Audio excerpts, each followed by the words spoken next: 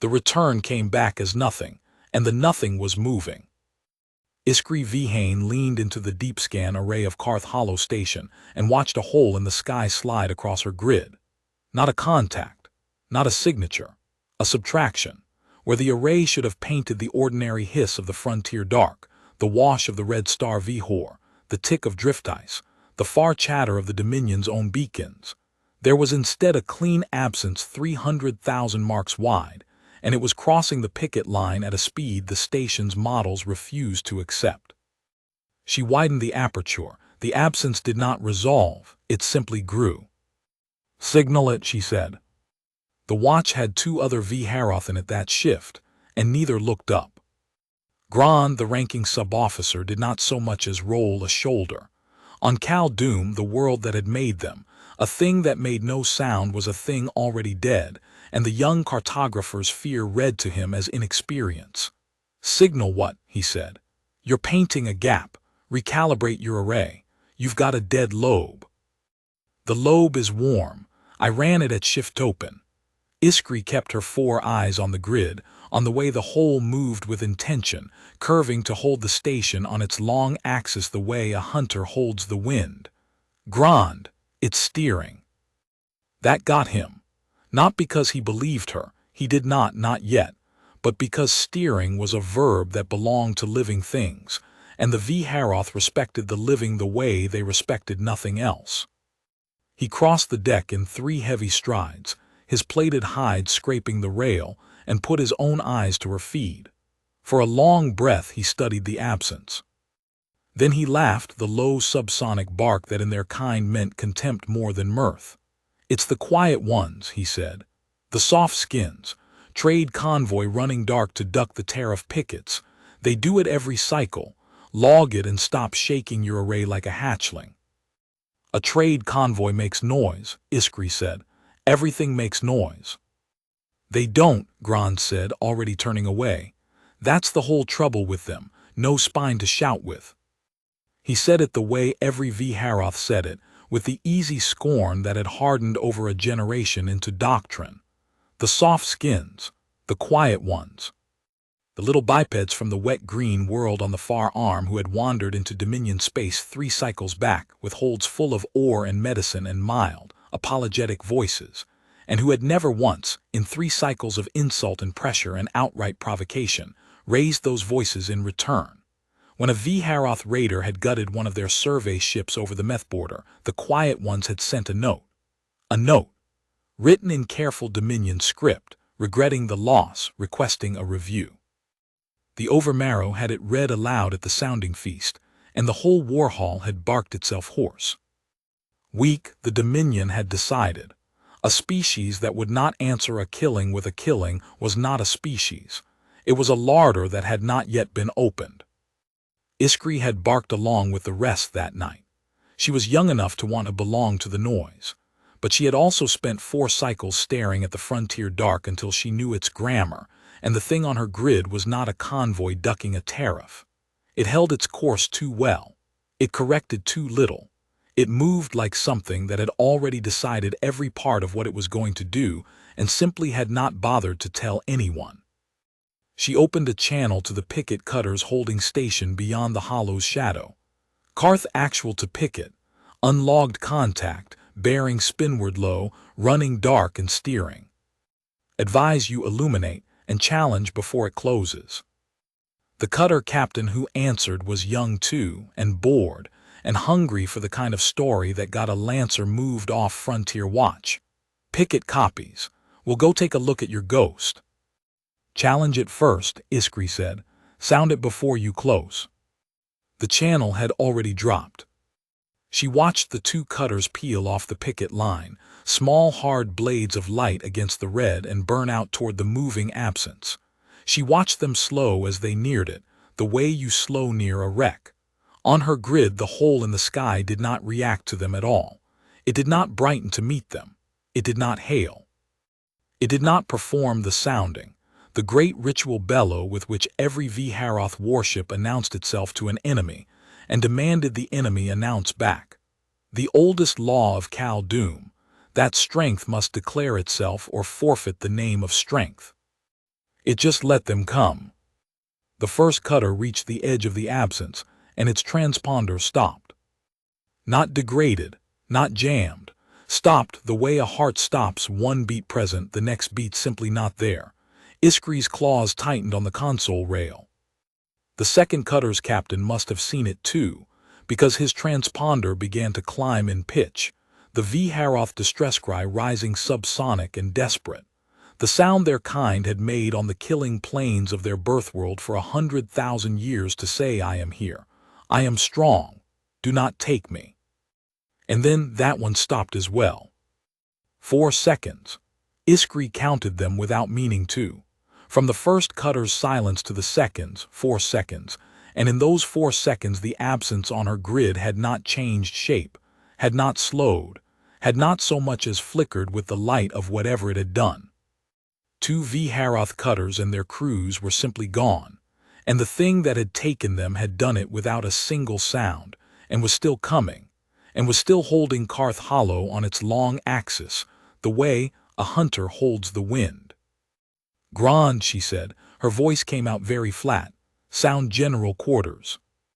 He was already at her shoulder again. He had heard the transponders die. Even Doctrine could feel that. 2 cutters, he said, and for the first time the scorn in his voice had a crack running through it. 2 cutters gone and no discharge on the grid. Where's the discharge? Where's the flash? You don't kill a ship without a flash. There wasn't one, Iskri said. There is always one. There wasn't one. He stared at the grid. The absence had crossed the picket line now. It was inside the Hollow's outer keep range, close enough that the station's own passive array should have been screaming with the wash of drives and reactors and the 1,000 hot signatures of a real fleet, and there was nothing. There was less than nothing.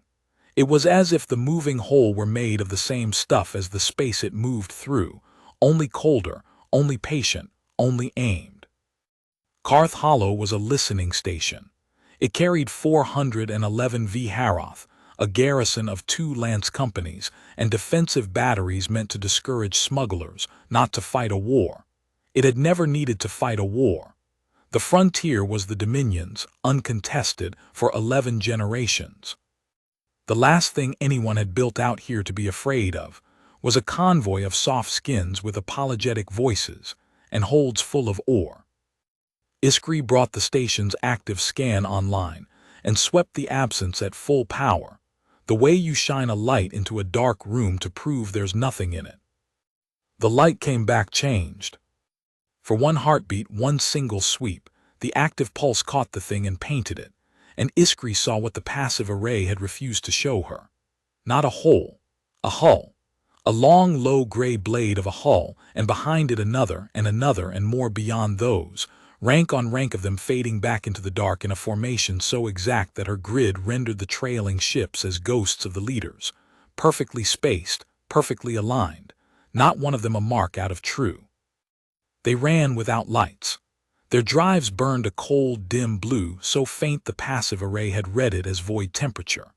Their hulls were dark and weathered and scarred, plated in a dull gray alloy streaked with the discoloration of long service, mismatched panels welded over old wounds, and along their flanks ran rows of ports that were not lit and did not need to be. They were not hiding. That was the thing Iskri understood in the single heartbeat before the sweep faded. A convoy hides. A raider hides. This was not hiding.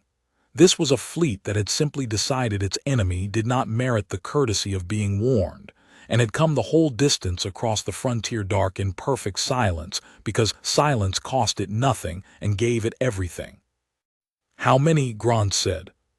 His voice had gone quiet, which for a V-Haroth was the loudest thing he could have done. The sweep caught 40, Iskri said. There are more behind. Sound the hollow, Grand said. Sound it, bellow, make them answer. And the hollow sounded. Every emitter the station carried opened at once, and Karth Hollow performed the sounding as it had been built to perform it. The vast layered subsonic bellow of the V-Haroth at bay, 400 voices and the station's own throat behind them. The ancient demand hurled across the closing dark. Declare yourself. Name your strength. Answer or forfeit the name. The Gray Fleet did not answer. It closed to weapons range, and it did not answer, and Iskri understood, in the cold way that a young officer understands the exact moment a thing has become certain, that they were never going to answer, that answering was a V'Haroth idea, and these had come from somewhere the idea had never reached.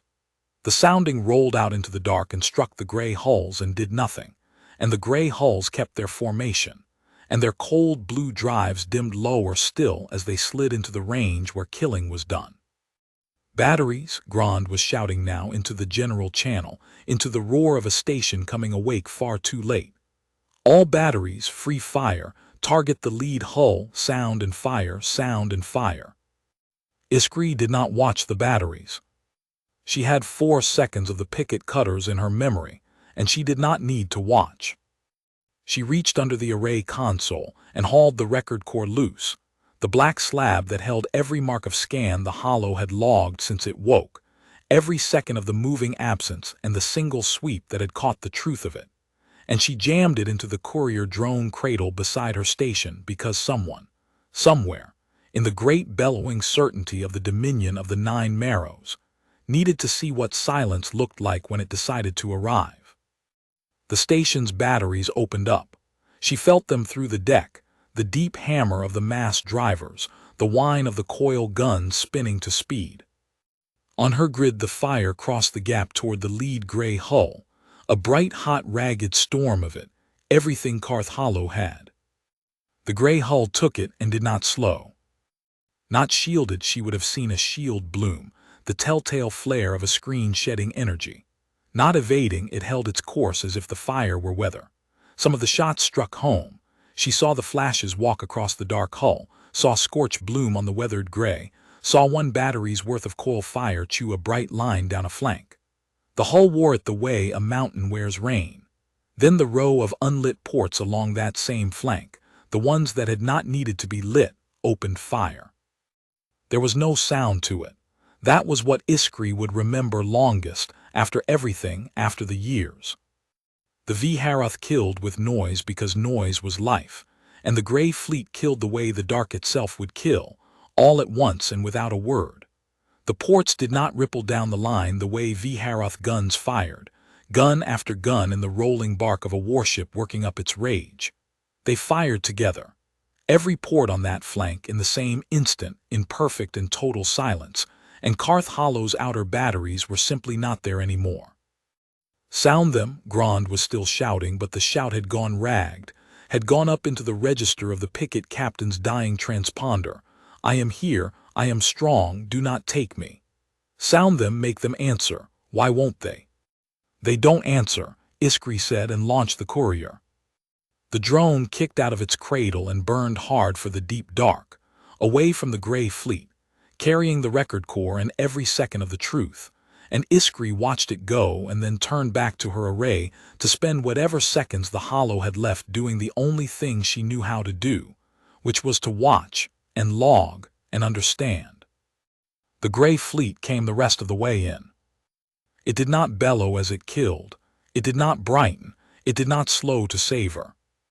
The 40 hulls the sweep had caught, and the more behind that Iskri never did count, slid into and through the station's range in that same exact formation, and one by one the sections of Karth Hollow went dark on her grid, the outer keep, the lance barracks, the reactor spine, 411 V'Haroth and the station's whole roaring throat, each section ending not in the flash and fire that a V'Haroth understood as death, but in that same clean subtraction, that same hole in the sky. Present one heartbeat, and simply not there the next. Under 4 minutes, she would confirm it later from the courier's own clock. From the first cutter's silence to the last of the hollow going dark, under 4 minutes, and in all of it the Gray Fleet had not made one sound Iskri could name, had not answered the sounding, had not declared itself, had not once behaved like anything the dominion of the 9 Marrows had a word for. The escape pod took her at the last, an automatic thing, the deck falling away beneath her as the ejection cradle fired her clear of the reactor spine 3 seconds before it went. Through the pod's single port she saw Karth Hollow die, not in fire, but in pieces, the way a thing dies when it is being taken apart by something that has done this before and is in no hurry and feels nothing about it at all. And she saw the gray fleet pass through the wreck of the station and out the far side, formation unbroken, drives dimming lower, already turning onto a new bearing, already gone quiet again into the dark from which it had come. They had not even slowed for the hollow. It had not been a battle to them. It had been a door, and they had walked through it and closed it behind them and gone on. The pod's beacon woke and began to cry, the small automatic V-Haroth voice of it rising into the dark. I am here. I am strong. Do not take me. Iskri reached over and shut it off. She did not want to make a sound. Not out here. Not with them still turning in the dark somewhere close, quiet and patient and aimed. For the first time in her life, the young cartographer understood the thing her people had built their whole savage law upon and gotten exactly backward. On Cal Doom, the loud thing lived and the silent thing died. She had believed that the way she believed in gravity. She drifted in the wreck light of Karth Hollow, and she watched the place where the gray fleet had gone, and she began, very quietly, to be afraid in a wholly new way. The way you are afraid of a thing not because it is louder than you, but because it does not need to be. The courier drone reached the muster anchorage at Thren Deep 11 days later, and the Dominion did with its record exactly what the Dominion did with everything the Quiet Ones touched. It barked. Iskri stood in the great war hall of the Fortress Moon Ordum and watched 300 Overmarrows and Marrow captains listen to Karth Hollow die, and she watched them refuse to hear it. The record corps played the whole 4 minutes across the hall's central well, the moving absence, the two cutters going silent, the sounding rolling out and striking nothing, the gray hulls firing together in that impossible unbroken instant, the station coming apart in pieces. It played on the largest emitter in Dominion space, and when it ended, the war hall was quiet for exactly as long as it took the oldest instinct in the V-Haroth body to reassert itself. Then Overmarrow Dras Sorum stood up, and he laughed. He was old, Dras Sorum, old the way the great predators of Cal Doom grew old, which was to say enormous and scarred and slow to die, and utterly certain that nothing in the dark had ever been made that could kill him. He had taken 9 worlds for the Dominion. He wore the marrow rings of every warlord he had unseated stacked to the second knuckle of both hands. When he laughed, the war hall laughed with him, because that was how the war hall worked, and the sound of 300 Overmarrows barking at the death of Karth Hollow rolled up into the vaults and came back down like weather. 4 minutes, Dras Sorum said when he let the hall go quiet. 4 minutes and no sounding, no challenge. No answer to the challenge. He walked to the central well and stood in the light of the dead station and looked down at it with the fond contempt of a thing that had eaten larger meals. You brought me a record of cowards, cartographer. That is what silence is. It is the sound a throat makes when it has nothing in it worth hearing. They did not run Overmarrow, Iskri said. The hall went still in a different way. Young officers did not answer Dras Sorum across the well of the war hall. She felt Grond stiffen at her shoulder, Grond, who had survived because she had been the one at the array, and had launched the courier that carried them both to the pod. Grond, who had not laughed since Karth Hollow and who watched the gray fleet in his sleep, now the same as she did. He put a warning claw on her arm. She shook it off. They did not run, she said again. Cowards run, these closed. They held the hollow on their long axis for the entire approach, which is not what frightened things do, it is what a hunter does when it has already chosen the killing ground. They did not answer the sounding because the sounding meant nothing to them. It is not that they had no throat to answer with, it is that they did not consider us worth the breath. She made herself hold his 4 black eyes. Overmarrow, I do not think we found cowards. I think we found the first thing in 11 generations that does not care whether we roar. For a moment, 1 moment, and she would hold it for years afterward as the last moment the Dominion might have chosen a different road. Dras Sorum looked at her as if he had heard her. Something moved behind the scarred old face. Then it was gone, because he was Dras Sorum, who had taken 9 worlds, and the thing she was describing was not a thing that could exist in the world he had spent 300 cycles conquering. A thing that does not care whether we roar, he said slowly, tasting it, is a thing that has not yet been made to. He turned from her to the hall. Kes Varum's battle group is at anchor, 400 hulls. Send them to the far arm, to the wet green world these soft skins crawled out of, and let them perform the sounding over it until the soft skins learn what a throat is for. When they have answered, and they will answer, cartographer, everything answers when you open its house to the dark. Kes Varum will bring me the one who wrote the note. I want to hear his apology in person. The war hall roared its approval, and the sound of it was the sound Iskri had grown up loving, and she stood in the middle of it and felt, for the first time, how thin it was. How much of it was only the throat, and how little of it was behind the throat. She thought of the gray hulls dimming their drives lower as they slid into the killing range, quieter the closer they came to the work, and she understood that she was standing in a room full of the largest predators her world had ever produced, and that not one of them, not even herself, knew how to be afraid of a thing that made no sound.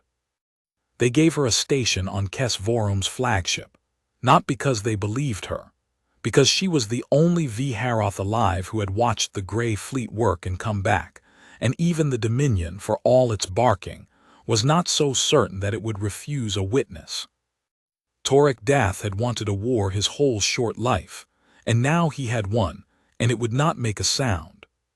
He was 19 cycles old, a lance pilot in the 3rd wing of Kes Vorum's battle group, and he had spent the 11 days of the burn to the far arm doing what 19-cycle lance pilots did, which was to polish his roar.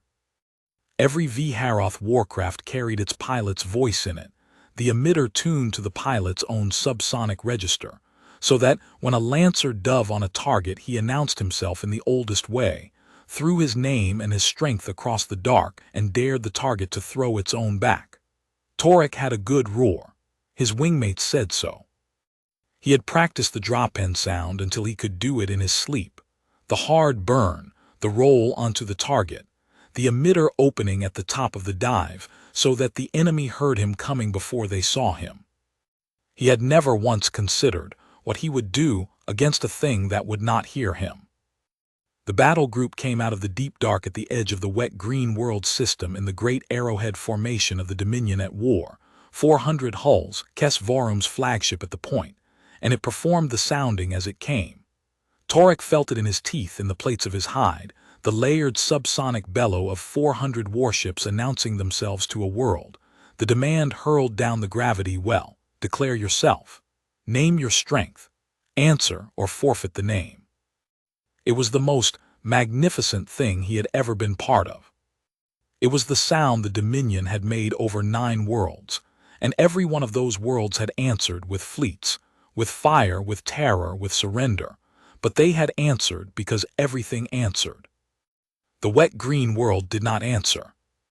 It hung there in its blue and its cloud, quiet, and it did not throw up a defense fleet, and it did not open its own throat, and it did not surrender, and it did not do anything at all.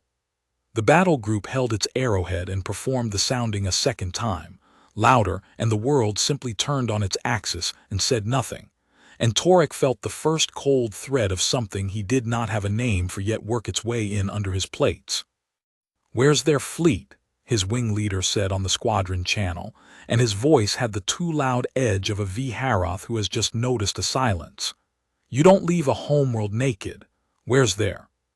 The gray fleet came out of the world's own shadow, where it had been the entire time, dark and cold and drives down, having let 400 Vharoth warships announce themselves twice into an empty room before it moved.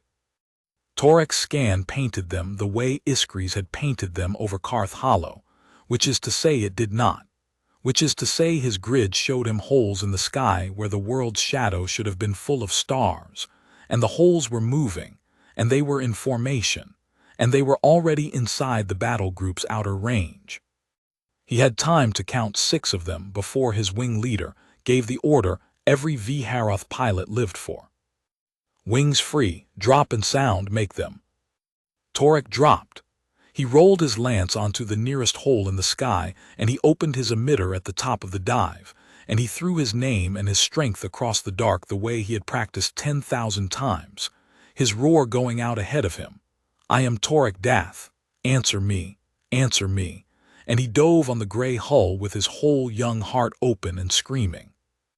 The gray hull did not answer. It did not roll to meet him.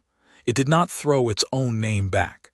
It did not so much as acknowledge that a lance pilot of the Dominion was diving on it with his throat wide open. As Torek closed, the thing simply grew in his port, a long, low-weathered gray blade of a warship, scarred and patched and enormous, its unlit gun ports tracking him with a smoothness that had nothing of rage in it and nothing of fear. And Torek understood in the half-second before it fired that he was not diving on an enemy. He was flying into a machine that was doing its work, and his roar meant no more to it than the cry of the drift ice meant to the dark. It did not fire at him. That was the thing that broke something in Torek Dath and left it broken. He was a lance pilot diving with his emitter open on the flank of an enemy capital ship, the most dangerous thing a single V'Haroth could be, and the gray hull did not consider him worth a shot. Its unlit ports slid past him and fired together, all at once, in that silence at the flagship behind him, and Torek came out of his dive screaming his name into a hull that had already decided he did not matter, and behind him Kes Vorum's flagship, the point of the great arrowhead, 4,000 V'Haroth and the battle group's whole command, went dark in a single instant without a sound. He pulled up.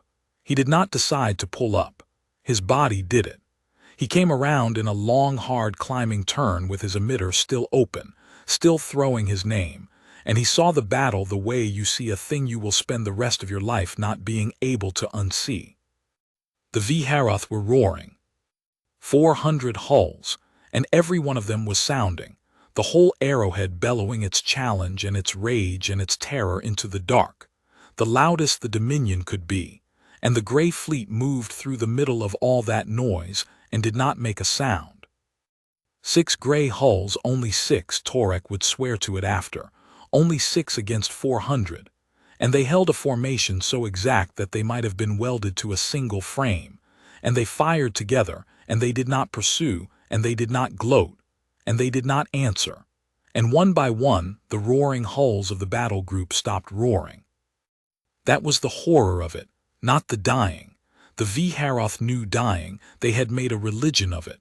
The horror was the way the roar went out of the dark. A V'Haroth ship died loud, threw its whole voice out at the end. I am here, I am strong, do not take me. And the gray fleet was killing them in an order, and at a rate that turned the great 400-voiced bellow of the battle group into a thing that was, second by second, getting quieter. Torek climbed away from the killing ground with his own name still going out of his emitter, and he listened to his people go silent around him, wing after wing, the roar thinning and thinning, and he could not make himself stop shouting because shouting was the only thing he knew how to do, and it was the one thing in the whole dark that did not matter at all. 19 minutes. He had the number later from the flight recorder, the same as Iskri had her 4. From the moment the gray fleet came out of the world's shadow to the moment the last sounding died, 19 minutes, and in 19 minutes 6 gray hulls unmade the battle group of Kes Vorum, 400 warships of the Dominion of the Nine Marrows, and did it in a silence so complete that the flight recorders had to be checked twice because the crews reviewing them could not believe there was no enemy transmission on the whole 19 minutes. Not a challenge, not a targeting hail, not a word. 6 ships had crossed an entire battle group off the rolls of the Dominion, and had not, in 19 minutes, felt the need to say anything to anyone. 3 hulls of the 400 came out of the far arm. Torek's was one. He did not remember the burn home.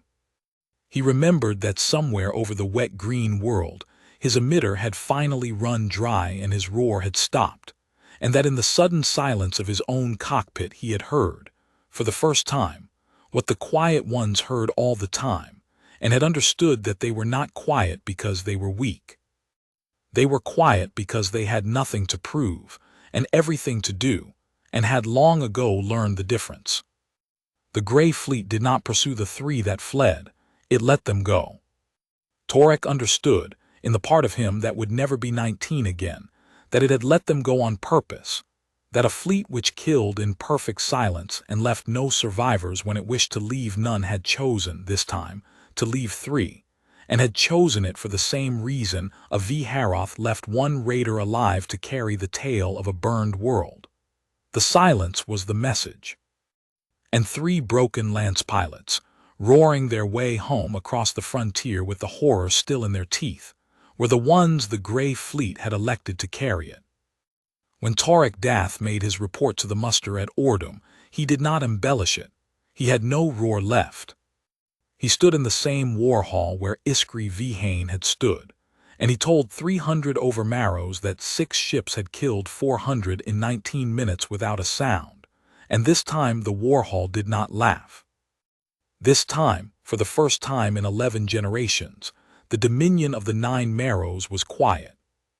It did not last, but for the length of one report in the great vaulted throat of the fortress moon, the loudest people the galaxy had ever made sat in a silence they had not chosen, and did not know how to fill, and hated more than they had ever hated anything, because the silence had come from outside them now, and it had a shape, and the shape was a long, low gray blade of a hull that would not answer when they roared. They gave Iskri a vault under the fortress moon and a mandate that was really an insult, and she took it and turned it into the only clear-eyed thing the Dominion did in the whole war. The mandate was to find the weakness. Dras Sarum did not believe in the Grey Fleet the way she believed in it. He believed in it the way a warlord believes in a rival he has not yet killed, which is to say he was certain there was a soft place in it and impatient to be shown where to put his claw.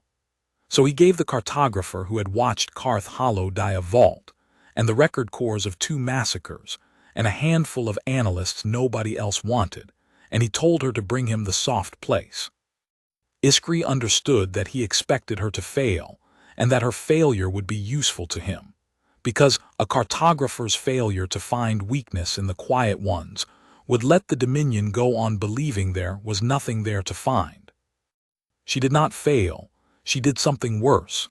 She found exactly what was there, and it had no soft place in it anywhere. She started with the thing every Haroth had refused to look at, which was the silence itself. She took the 19 minutes of the Battle of the Rift and the 4 minutes of Karth Hollow, and she stripped out everything the Haroth had done, the soundings, the transponders, the roaring. And she looked at what was left, which was the Grey Fleet, and she began to build a picture of it out of the only evidence it had allowed her to have, which was its restraint. The first thing she learned was that they had crews. The Dominion's comfortable assumption, the one Grand had reached for on the station, and the Warhall had reached for after, was that a thing which fought in perfect silence and perfect unison was not really a fleet at all but a single mind wearing many hulls, a hive, a machine swarm, a thing without the individual soul that made a Haroth a Haroth. It was a comforting idea. A hive could be beheaded. A machine could be jammed. Iskri killed the idea in her first 8 days in the vault. She had one clean active sweep from Karth Hollow, the sweep she had taken herself, and she pulled it apart mark by mark, and in the returns off the gray hulls she found the shapes of the living. Heat blooms in the crew spaces, faint and banked but present, the metabolic signature of warm bodies at work. Small arms lockers. Medical bays with the particular emission of Haroth standard bioscanners, which meant the softskins used the same physics the Dominion used, which meant they were people and not a phenomenon. 2 of the hulls, when she cleaned the return all the way down, showed the mass shadow of what could only be gardens. Gardens. On a warship that killed 400 hulls in 19 minutes, there was a place where something grew. They're not a hive, she told her analysts on the 8th day, and she watched the relief cross their faces and then curdle because a hive would have been better. A hive would have been a thing the Dominion knew how to kill. Every hull is crewed. Every crew is warm and fed and organized. They have gardens. She let it sit. They fight in perfect silence and perfect unison, and they are not one mind. They are thousands of minds that have decided, all of them, to be quiet at the same time and do the same thing at the same instant. Do you understand what that is? A hive can't help itself. These can. They choose it. Every second of that silence is a choice, made by every soul on every hull, over and over, for the entire 19 minutes. One of the analysts, an old signals officer named Vel, said what all of them were thinking. That's not possible. You can't drill 1,000 crews to fire in the same instant without a fire control net, and there was no net. There was no transmission at all. You can't coordinate a fleet on nothing. You can't, Iskry agreed. We can't. On Khaldun, if you don't shout, the thing beside you doesn't know you're there and you both die. Our whole coordination is noise. We fight loud because we have never, in 100,000 years, learned another way to know where each other are. She turned the sweep so the whole vault could see the impossible spacing of the trailing hulls, rank on rank, not one a mark out of true. They have. I don't know how, but every ship in that formation knew exactly where every other ship was, and exactly what it was going to do and exactly when, and they did it without a word, which means they did it on something we don't have. Trust, or drill, or a discipline so deep it's gone quiet the way a thing goes quiet when it no longer needs to be told. She looked at Vel. We built our strength out of noise because we were afraid of the dark. They built theirs out of silence because they stopped being afraid of it. That is the soft skins. That is what the overmarrow wants me to find a weakness in. Vel was quiet for a while. Then he said, the overmarrow is not going to like this report. No, Iskry said. He's going to send the Grand War Host. She was right about the report and right about the War Host. And in the days between she watched the Grey Fleet teach the Dominion, one incident at a time, the exact dimensions of the thing it had woken. The incidents came in from the frontier faster than the Dominion could bury them. The Grey Fleet did not withdraw to its wet green world after the rift. It stayed in Dominion space, and it moved through the frontier the way a blade moves through a thing that does not yet know it has been cut, and everywhere it went it taught the same lesson, which was that it could not be provoked, could not be baited, could not be made to answer, and could not be stopped. A marrow captain named Osk, hungry to be the one who did what Kes Vorum had failed to do, took a fast raiding wing and tried to bait a single gray hull away from its formation. He salvoed a merchant hulk to make a distress cry, the oldest trick on Khaldun, the wounded thing that draws the hunter. The gray hull did not come. It held its formation and let the merchant hulk die and did not so much as turn an emitter toward the bait. And when Osk grew impatient and closed to force the matter, the formation opened and took his raiding wing and closed again in under 2 minutes in silence. And the merchant hulk was still crying its false distress into the dark long after every V'Haroth who had rigged it was dead. They did not take trophies. Iskry built a whole section of her report around it, because it was the thing the V'Haroth found most incomprehensible of all. A V'Haroth victory was a loud and public thing. You took the mirrorings of the fallen, you burned the sign of your house into the wreck, you broadcast your triumph across the dark so that every world for 100 marks would know who had done this and be afraid. The Grey Fleet did none of it. It killed, and it moved on, and it left the wrecks exactly as they fell, unmarked, unclaimed, as if the killing had been not a triumph but a task, a thing to be done correctly and then left behind. There was no glory in it anywhere. Iskry, going through the wreck fields the Dominion's recovery ships brought back, found this more frightening than any amount of cruelty would have been. Cruelty she understood. Cruelty was a V'Haroth idea. But a thing that killed you without hunger, without pride, without the smallest desire to be seen doing it. That was a thing that had killing so far down in its bones, it did not even feel the need to enjoy it. And they took care of their own. This was the incident that reached Dras Sarum and made him, for the length of an afternoon, quiet. In a running fight off the meth border, A Viharath battle line got one clean strike on a gray hull before the line was unmade. One strike. A mass driver salvo that walked across the gray ship's flank and opened it to space. The only confirmed wound any Viharath put on the gray fleet in the entire war. The gray hull did not fall out of formation. It did not slow. But two of its formation mates closed on it, one to each flank in perfect silence, and they matched its drift and held it between them the way you hold a wounded thing you have no intention of losing. And the three of them withdrew together, drives down into the dark, and the rest of the formation covered them.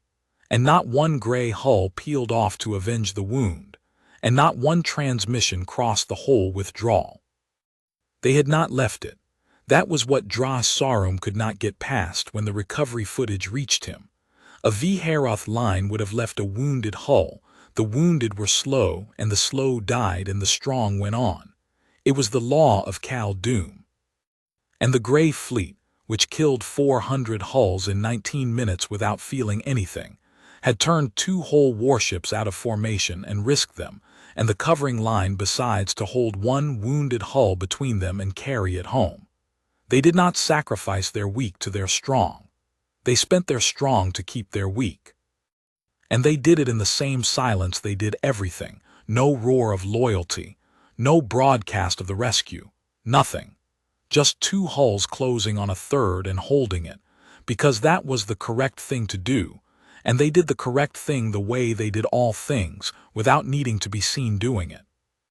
Iskri put the footage in her report with a single line under it. She wrote, "They are not a hive, and they are not machines, and they are not cowards. They are a people who have made discipline into a thing so total it looks to us, like the absence of a soul. It is the opposite. It is a soul with nothing left over." She knew, writing it, that Dras Sarum would read it as poetry and dismiss it. She wrote it anyway because it was true, and because somebody in the dominion of the 9 Marrows ought to have written down the truth at least once before the grand war-host sailed. The dead came back on the 40th day, and that was the incident that ended any hope Iskri had that the dominion might turn aside. A gray courier, the first gray ship anyone had seen move alone, and the first that moved slow, and the only one in the whole war that broadcast anything at all. A plain automated navigation beacon so that the Dominion pickets would not fire on it by reflex. Came out of the frontier dark and matched orbit with the fortress moon Ordum, and disgorged, in a long neat line of coffin drones, the Viharath dead. Not all of them. The dead of Karth Hollow and the Rift and the border fights numbered in the tens of thousands, and most were vapor and wreckage and would never be anything else.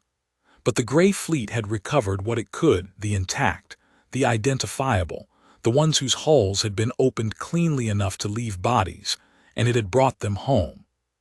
612 Viharath dead, returned in coffin drones to the fortress moon of their own people, and when the Dominion's recovery crews opened the drones they found the dead had been cleaned.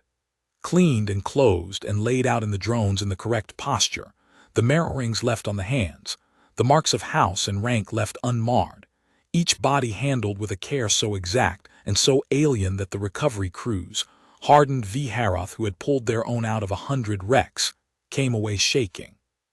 The Grey Fleet had killed 612 Viharath, and then it had gathered them and cleaned them and carried them across the frontier and laid them out with their honors intact and brought them home to their people, and it had done all of it without a word, without a demand, without so much as a note. There was no message in the coffin drones. Iskri had the crews search everyone. There was no threat, no gloat, no term, no name. There was only the care, which was itself the whole message, and the message was worse than any threat the Dominion could have imagined, because the message was this: "We are not angry with you. You are not our equals in this. We will kill you when you make us, and we will grieve your dead more correctly than you do. And none of it will move us, and none of it will make us loud, because you have not earned our voice, and you are not going to." Dras Sarum stood over the coffin drones for a long time. Iskri stood a few paces behind him and watched the old warlord look at 612 of his own dead, cleaned and honored by the hands of the thing that had killed them. And she thought, she hoped, that some part of the truth she had written into her report was reaching him through the one language the V'Haroth could not argue with, which was the language of the dead laid out correctly. Then he turned, and his 4 black eyes had nothing in them but a rage so old and so cold that it had gone all the way around to calm, and he said, "They pity us. Over marrow. They cleaned my dead." His voice was very quiet, and coming from Dras Sarum the quiet was more terrible than any bellow. "They cleaned my dead and they brought them home, and they did not even leave a name to hate. They think we are a small thing, cartographer. A loud small thing that has to be put down carefully, the way you put down a beast that is in pain." He looked at the coffin drones one more time. "I have taken 9 worlds. I have never in my life been pitied. I would rather they had burned these dead and broadcast the burning across the dark. That I could answer. This," and he swept a hand at the neat and honored rows, "this I will answer with everything the Dominion has ever built, and I will make them loud before the end. I will put my claw so deep into that green world that the whole galaxy hears them scream, and then we will see what their silence is worth." "They will not scream," Iskri said. She said it quietly, and she said it to the dead as much as to him. "That's what I have been trying to tell you. They will not scream over marrow because they stopped needing to a very long time ago, and the only thing you will accomplish by trying to make them is to teach them that we too need to be put down carefully. Do not muster the war host, please. I have watched them for 40 days. There is no soft place. There is no weakness to find. There is only a people who will let us go on living exactly as long as we let them alone, and who will end us, correctly and without a word, the moment we make them. Let them go home. Let the frontier be the frontier. This is the one enemy in 11 generations that does not want anything from us, and you are about to give it the only thing that would make it want something." Dras Sarum looked at her for a long moment. Then he did the thing she had known, since the war hall, that he would do. "Muster the grand war host," he said. "Every hull, 9,000 keels. We sail for the green world at the turn of the cycle." He walked out through the rows of his cleaned and honored dead without touching one of them. At the door he stopped, and without turning he said, "You will sail with me, cartographer. You have watched them longer than anyone alive. When they finally make a sound, and they will, when I have their world in my claw, you are going to tell me exactly what it means." The door closed behind him, and Iskri V'Hain stood alone in a hall full of 612. Dead that the enemy had loved better than the Dominion knew how to. And she understood that she was going to sail with the largest fleet her people had ever built, straight into the one truth her people would not hear, and that there was nothing left for her to do but watch and log and be right, and survive it if she could. The Grand War Host took 11 days to gather at Ordum, and for 11 days the fortress moon was the loudest place in the galaxy. Iskri watched it from the observation gallery of the flagship Marrow Throne, and she made herself count. It was the only defense she had left, the counting. If she could not stop the thing, she could at least know its exact size, so that later, if there was a later, the record would be true. 9,000 keels. Not 9,000 as the Warhall said it, the round mythic number, but 9,041. And she logged each one as it came in, the great Marrow cruisers with their stacked emitter galleries, the lance carriers heavy with drop wings, the siege hulls built to crack a world open and sound down into the wound. Every warlord in the dominion of the 9 Marrows had brought his house to Ordum, because Dras Sarum had put out the call in the old way, the call that could not be refused without forfeiting the name, and 9,041 hulls had answered it, and every one of them was sounding. That was the thing about the muster that Iskri could not stop hearing. The V'Haroth did not gather quietly.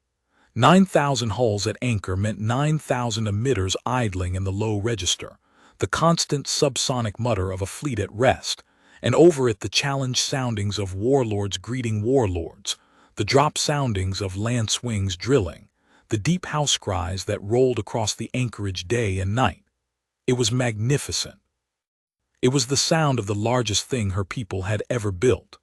and Iskri stood in the gallery and listened to it and thought only of how far it would carry, and of how, somewhere out in the frontier dark, 40 gray hulls were listening to all of it and saying nothing at all. "They can hear this," she said to Grand, who had refused every reassignment and attached himself to her like a wound that would not close. "Every sounding, the whole muster. We are the loudest we have ever been in our history, and they are out there in the dark, and they are hearing all 9,000 of us, and they are not answering." "Good," Grand said, but he did not mean it, and they both knew he did not mean it. He had been at Karth Hollow. He heard the silence in his sleep the same as she did. "Let them hear it. Let them know what's coming." "They already know what's coming," Iskri said. "That's why they're not answering. You don't warn a thing you've already decided to kill." The Dominion was 9,000 hulls strong, and it was cracking, and only Iskri seemed to be counting that too. The Dominion of the 9 Marrows had never been one people.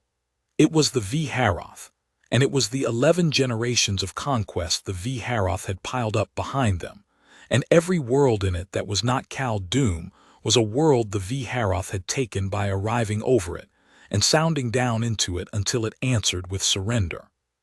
The Dominion held those worlds the way it held everything, by being the loudest and the most certain thing in the dark, by the unbroken 11-generation demonstration that, when the V'Haroth sounded, you answered, and that there was no power anywhere that could make the V'Haroth answer to it.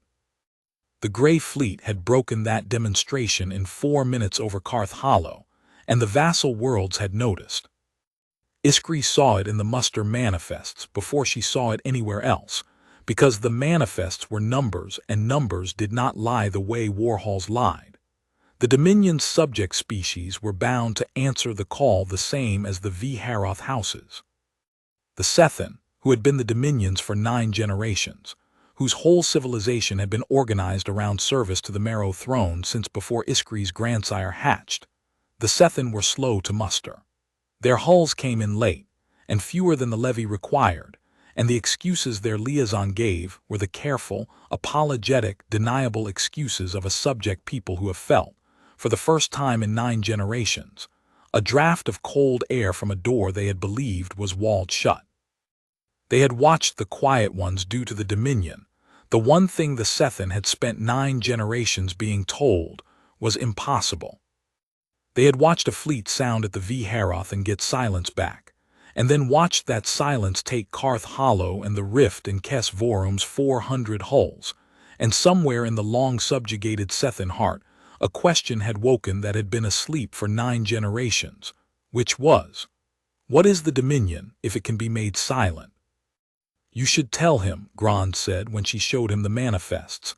"The Overmarrow, if the vassals are wavering." "He knows," Iskri said. "That's why we're sailing, do you understand? That's the real reason for the war host. It was never about the green world." She spread the manifests across the gallery table, the late hulls, the short levies, the careful excuses. Dras Sarum has ruled the 9 Marrows by being the thing no one can silence. The Grey Fleet has proven that a thing can silence him. Every day it lives, every vassal world does the arithmetic the Sethen are doing right now, and the Dominion gets a little less certain, and a Dominion that is less certain is a Dominion that comes apart, because certainty is the only thing holding it together. He is not sailing to punish the softskins. He is sailing to be seen destroying them in front of the whole watching galaxy, so that every world that is starting to wonder stops wondering. She looked up at Grand. "Which means he cannot afford to fight them carefully. He cannot afford to fight them at all unless he can be certain of winning loud. And there is no way to win loud against a thing that will not be made to be loud. He has built himself a war he has to win in the one way it cannot be won." Grand was quiet for a while.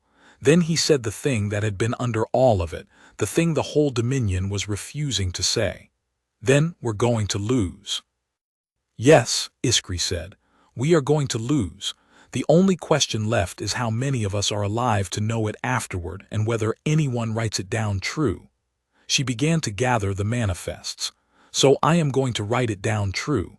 That is the whole of my war now, Grand." I am going to count the 9,000, and I am going to watch what the 60 do to them, and I am going to survive it if the dark lets me, and I am going to make sure that somewhere in the Dominion there is one honest record of the day the loud people met the quiet ones and learned which one of them was actually strong. Torek Dath volunteered for the Grand War Host, and Iskri was the one who found his name on the manifest, and she went down to the lance decks of the Marrow Throne to find out why a survivor of the rift would sail back into that silence on purpose. He was easy to find. He was the one the other lance pilots gave room to, the 19-cycle veteran who had come back from the far arm when 397 of his fellows had not, and who did not talk about it, and who had stopped, the deck chief told her quietly, using his emitter at all. He kept it dead. A V-Haroth lance pilot who flew with his emitter dead was a thing the deck chief had never seen, and it unsettled the whole wing, and none of them would say so to Torek's face, because he had earned a silence none of them wanted to understand. You could have stood down, Iskri said. A rift survivor has the right. No one would call you less for it. I know, Torek said. He was cleaning his lance methodically, the way she had seen the recovery crews describe the Grey Fleet cleaning its dead, and she wondered if he knew he had started to move like the thing that had broken him. I'm not sailing to fight them, cartographer. You watch them at Karth Hollow. You know there's no fighting them. He set down the cleaning rod and looked at her with eyes that were far older than 19 cycles. I'm sailing because I flew right up onto the flank of one of them with my throat wide open, screaming my name, and it did not fire at me. It looked at me and it decided I was not worth a shot, and it was right. He picked the rod back up. I have thought about that every day since, and I have decided that before I die I want to be worth a shot to them. That's all. I want to do one thing one time that is disciplined enough and quiet enough and true enough that the Grey Fleet has to consider me an enemy and not weather. If I can do that, they can kill me. I don't care. I just don't want to die as weather. Iskri looked at the young lance pilot cleaning his gun in the dead silence he had learned from the thing that had spared him, and she understood that Torek Dath had grasped, in his own broken way, the exact truth she had spent 40 days writing into a report Dras Sarum would not read. The Grey Fleet had not shamed him by killing him. It had shamed him by not needing to. And the only answer to that shame, the only answer there had ever been, was to become the kind of thing that no longer needed to be loud. Keep your emitter dead, she told him at the door. When it starts, whatever the wing leaders order, whatever the war host does, fly quiet, it won't save you, but it's the one thing you can do out there that's true. She paused. And if you get close to one of them again and it does fire at you, know that it means they finally decided you were worth it. That's the only honor left to earn in this war, being worth a shot to the quiet ones. Torek Dath nodded once and went back to his cleaning, and Iskri left him there among the pilots who did not understand why he flew silent, and went back up to the gallery to count. The Grand War Host sailed at the turn of the cycle, 9,041 hulls, the largest fleet the Dominion of the Nine Marrows had ever put into the dark, and it sailed loud. It could not help itself. The burn to the far arm was 11 days, and for 11 days the war host muttered and sounded and drilled its way across the frontier, 9,000 emitters filling the dark with the low, constant thunder of the V-Haroth on the march. From the gallery of the Marrow Throne, Iskri watched the fleet spread across her grid, rank on rank of it, and she thought of the gray formation she had painted over Karth Hollow, the impossible spacing, not one hull a mark out of true, and she looked at the Grand War Host and saw the difference and could not stop seeing it. The War Host was vast. It was magnificent, and it was ragged, the houses drifting in their formations, the lance wings breaking and reforming, the whole enormous thing held together by noise and pride, and the long habit of being the loudest thing in the dark. 9,000 hulls, and they moved like a mob. 60 hulls, and they had moved like a single hand. On the 4th day of the burn, the Grey Fleet found them. It did not attack. Iskri's grid simply began on the fourth day to show her the holes in the sky again. First one, at the very edge of the array's reach, a subtraction pacing the warhost's flank at a distance so exact it could only be deliberate. Then two. Then, over the following days, more, appearing and vanishing at the array's limit, never closing, never sounding, never doing anything at all except being there, matching the warhost's course and speed, pacing it across the frontier dark, the way a thing paces a herd it has already decided to cull, and is simply waiting for the right ground to do it.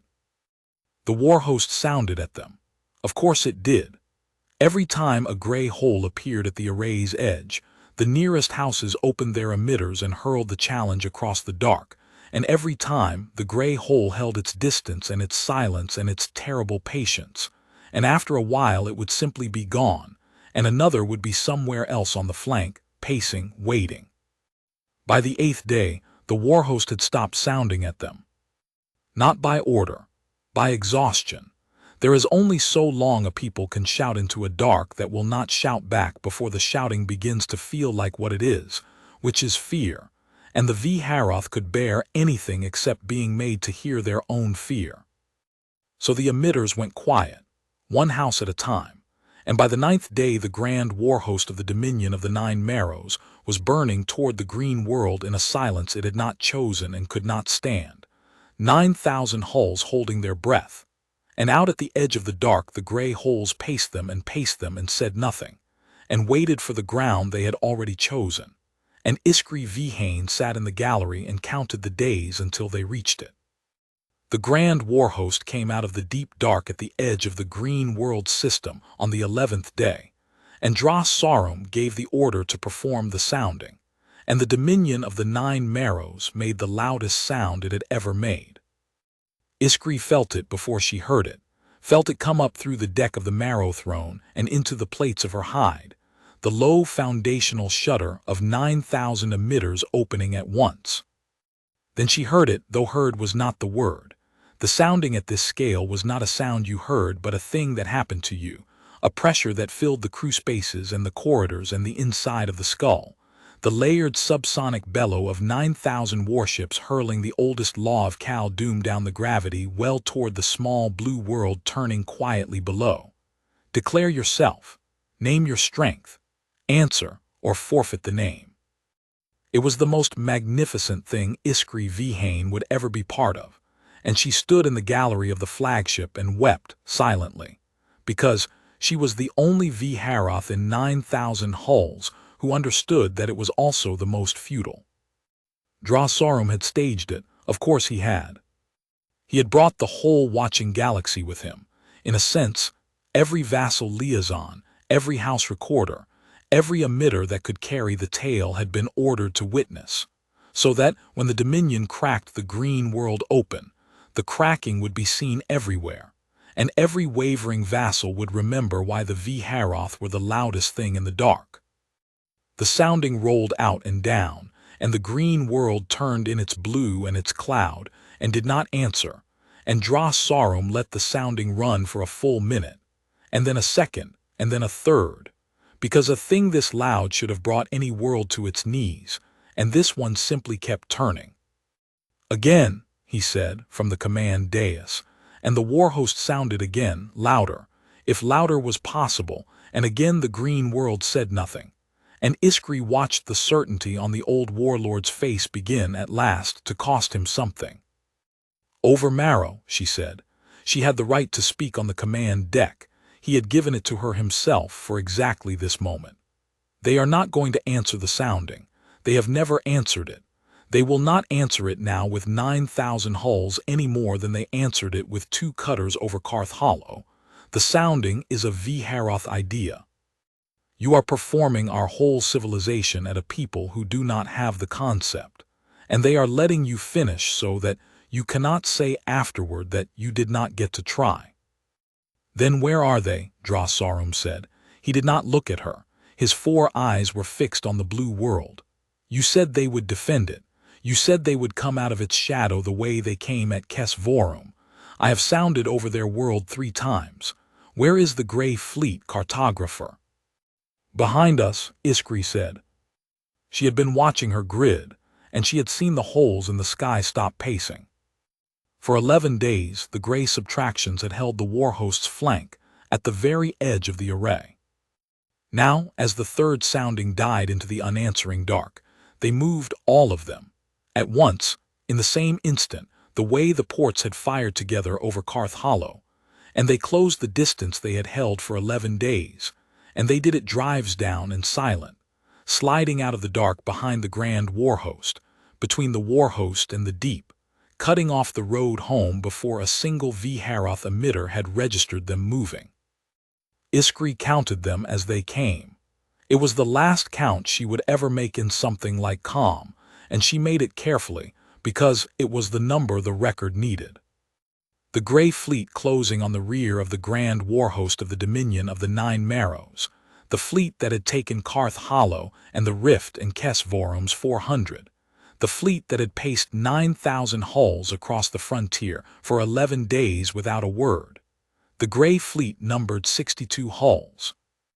62, against 9,041. There, Iskri said quietly, and put the count on the command display so the old warlord could see it. 62 over Marrow, that is the whole of them. That is what took Karth Hollow and the Rift. 62 hulls, and they have just cut 9,000 of us off from the deep, and they did it while you were sounding, so that the record would show you had your world in your claw and your enemy at your back at the same moment. She let it land. They are not going to defend the green world. They never were. They let you bring the whole warhost here to their killing ground so that they would only have to do this once. Dras Sarum looked at the number for a long time. 62. Iskri watched him look at it, and she watched the old certainty fight the number, and she would swear it, after she watched the certainty lose, just once, just for a heartbeat, before the pride came down over it like a blast shudder. Then we outnumber them 140 to 1, he said. Bring the warhost about. All houses, all wings, sound and close, we will bury them in hulls. Over Marrow, Iskri said. At Karth Hollow the ratio was 200 to 1 and it took them 4 minutes. At the Rift it was 66 to 1 and it took them 19. The ratio has never mattered. That is what I have been. Bring the warhost about, Dras Sarum said, and sail us into the middle of them, cartographer, because there is nothing else left to do, and I would rather die sailing into a thing than sit here being counted by it. And for the first time Iskri heard, under the pride, the truth the old warlord had finally arrived at, that he knew now at the end, exactly what she had told him, and that knowing it changed nothing because a Vharoth who could not win loud could at least die loud, and dying loud was the last thing the Dominion had left. When it is done, he said more quietly only to her, you live if the dark lets you. You count it true. That is your order. The rest of us are going to go and be worth a shot. The grand warhost came about, 9,000 hulls turning in the dark, and it sailed into the 62, and the battle that the Dominion would afterward refuse to name began. Iskri logged it from the gallery, and she logged it the way she had logged everything, by what the gray fleet allowed her to see, which was its discipline. The warhost came at them in the great arrowhead, house behind house, wing behind wing, 9,000 emitters open and sounding, the loudest and largest thing the Vharoth had ever built, rolling down onto 62 silent hulls. And the 62 did not break, and did not scatter, and did not do any of the things 62 hulls should have done in the path of 9,000. They opened. Iskri watched the gray formation open the way a hand opens, 62 hulls sliding apart along lines so exact her grid rendered the maneuver as geometry, and the arrowhead of the warhost drove into the opening the way a spear drives into a thing that has decided to let it in, and then the hand closed. The gray hulls, spread now through the leading edge of the warhost, began to fire, and they fired the way they had fired over Karth Hollow together, all at once in silence, every unlit port on every gray hull opening in the same instant, and the leading edge of the grand warhost, the first 200 hulls of the great arrowhead, the point of Dras Sarum's spear, was simply not there anymore. No flash and fire dying, no rolling bark of guns walking down a line. 200 Haroth warships present one heartbeat and gone the next, and in the space where they had been, 62 gray hulls holding a formation so exact that they had killed 200 ships without one of them drifting a mark out of true. Fire control, Drossarum was saying, on the command deck, in the flat voice of a warlord watching the impossible and refusing it. How are they coordinating fire without a net? Find their net. Jam their net. There is no net over Marrow, Iskri said. I have told you, there is no transmission. There has never been a transmission. They are not coordinating, they are just doing it. Every hull knows what every other hull will do because every hull has trained until it does not need to be told. And there is nothing to jam, because they are not saying anything to jam. The warhost's second rank drove into the gap the vanished vanguard had left sounding, and the gray hulls took it apart, and Iskri began to see the pattern that would hold for the whole 31 minutes, the pattern that was the entire war rendered small. The Haroth came in loud, in mass, in the great certain arrowhead, and the gray fleet did not meet the mass. It moved through the mass, 62 hulls flowing through 9,000 along lines that were always exactly the lines where the warhost's own noise had left it blind, because a Haroth ship in the sounding could not hear its neighbor's guns over its own throat, could not tell, in the great bellowing confusion of 9,000 emitters, where the killing was coming from, and the gray fleet knew this, had built its whole silence around this, and slid through the deaf roaring mass of the Dominion, killing it from inside its own noise. They fought deaf. That was the truth. Iskri wrote into the record even as it happened, her claws moving on the log slab without her quite deciding to.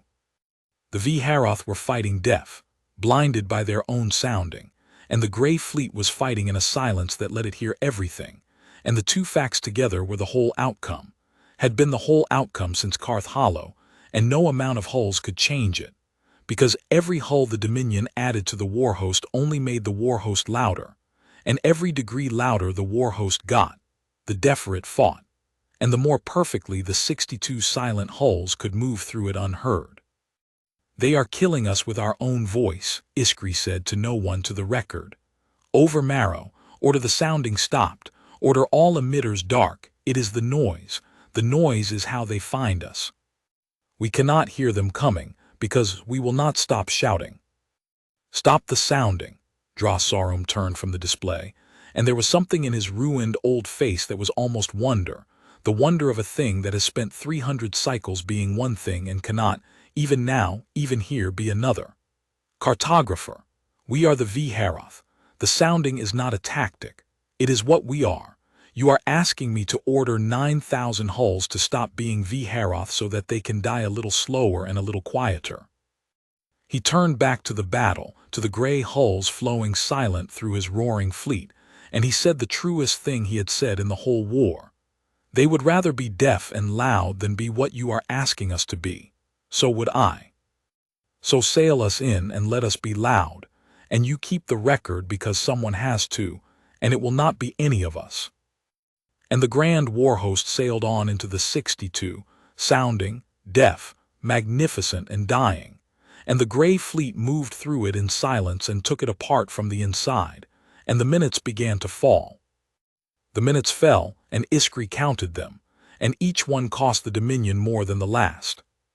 By the 6th minute the grand warhost had lost its shape. The great arrowhead that Drossarum had driven into the 62 was gone.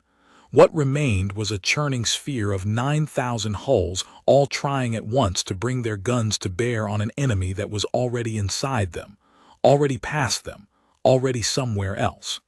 The gray fleet did not fight the sphere.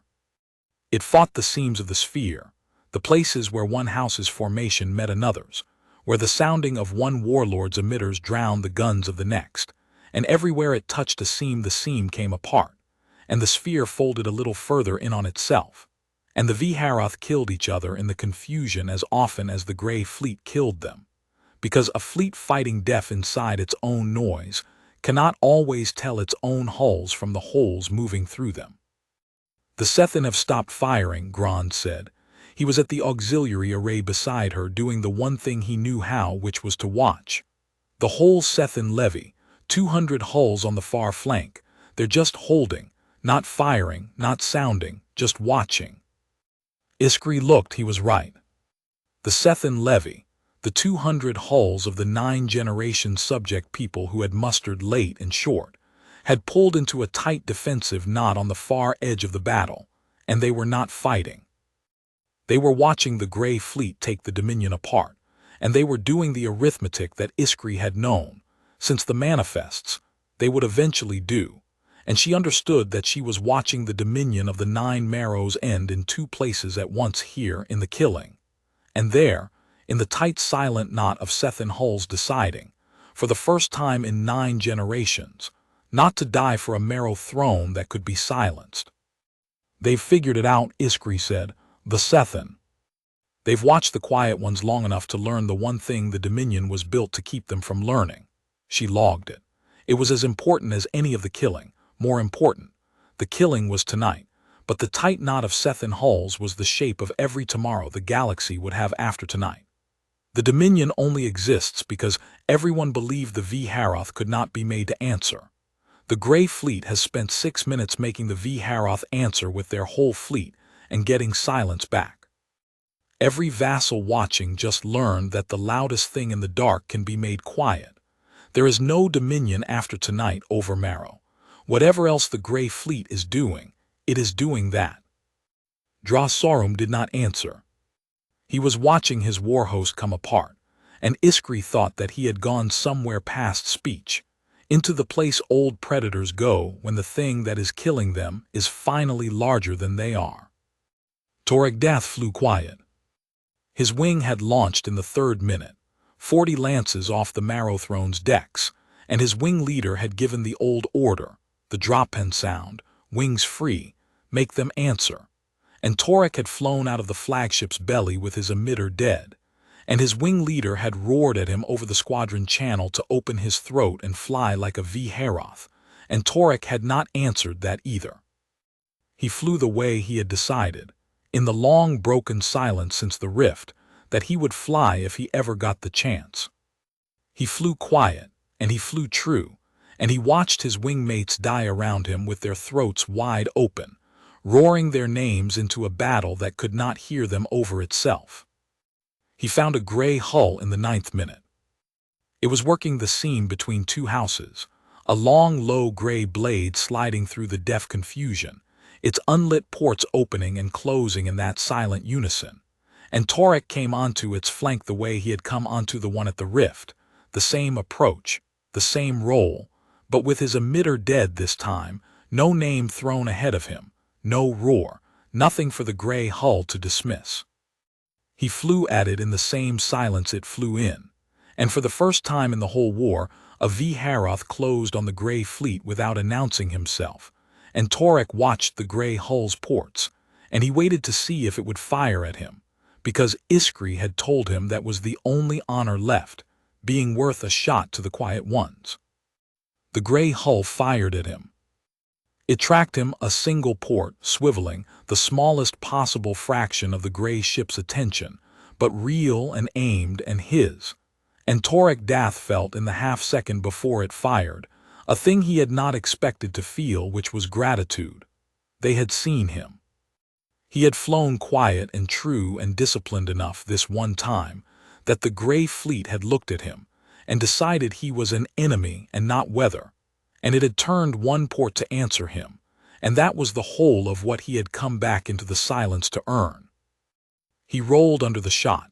He did not decide to, his body did it, the 10,000 hours of drill, and in the half-second the roll bought him he did the one disciplined thing he had planned, the thing he had cleaned his lance for, the thing that was true. He did not fire wild, did not spray the gray hull with everything and roar. He put a single mass driver round exactly where a single round would matter, into the open port that had fired at him, and he felt it strike home, and he saw the gray hull's flank flare, a real wound, the second confirmed wound any V-Haroth put on the Grey Fleet in the entire war. And then the gray hull's neighbor, sliding silent through the seam, fired at him, together with the wounded hull, both ports at once, and Torek Dath was gone. He died worth a shot. Iskri logged it from the gallery, because she had been watching his lance the whole time, the one dead emitter in a wing full of roaring ones, and she gave him the only thing she could give him, which was to write it down true. That a 19-cycle lance pilot of the Dominion had learned to fly quiet from the thing that broke him, and had flown quiet and true enough to wound it, and had died as an enemy and not as weather, which was the only victory any V'Haroth won in the whole war, and the only one Iskri ever recorded on the Dominion side. She saw, too, the thing the Grey Fleet did after.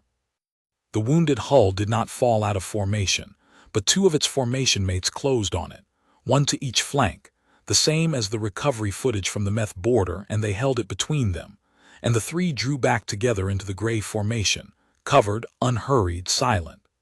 They had taken a wound from Torek Dath, and they honored it the only way they honored anything, by keeping the wounded hull and its crew and carrying it on, and Iskri thought he mattered to them.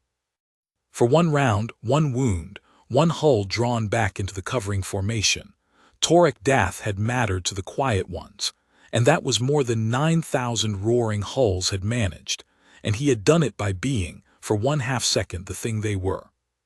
By the 15th minute the Warcry network began to fall silent, and the V'Haroth heard, at last, their own voice going out of the dark. The Warcry network was the Dominion's nervous system, the layered emitter web that carried the soundings and the house cries and the great subsonic thunder that told every V'Haroth in the dark that the V'Haroth were there, were strong, were the loudest thing that had ever lived. In a battle it was never quiet. 9,000 hulls kept it roaring, a constant floor of sound under everything, the presence of the Dominion made audible. And in the 15th minute, Iskri realized she could hear individual voices in it. That was how she knew how bad it was. When you could hear individual house cries in the Warcry network, it meant there were few enough of them left to hear. The floor was thinning. The great constant thunder of the Dominion was breaking up into separate voices, and the separate voices were, one by one, going out. A house cry that had rolled under everything for the whole battle simply not there anymore. A warlord's emitter that had been sounding since the muster suddenly silent. And then another, and another, the network dimming node by node as the Grey Fleet worked through the deaf roaring sphere and took the hulls that carried the loudest throats. They were killing the network on purpose. Iskri saw it in the pattern, the way she had seen everything in the pattern. The Grey Fleet was not killing at random.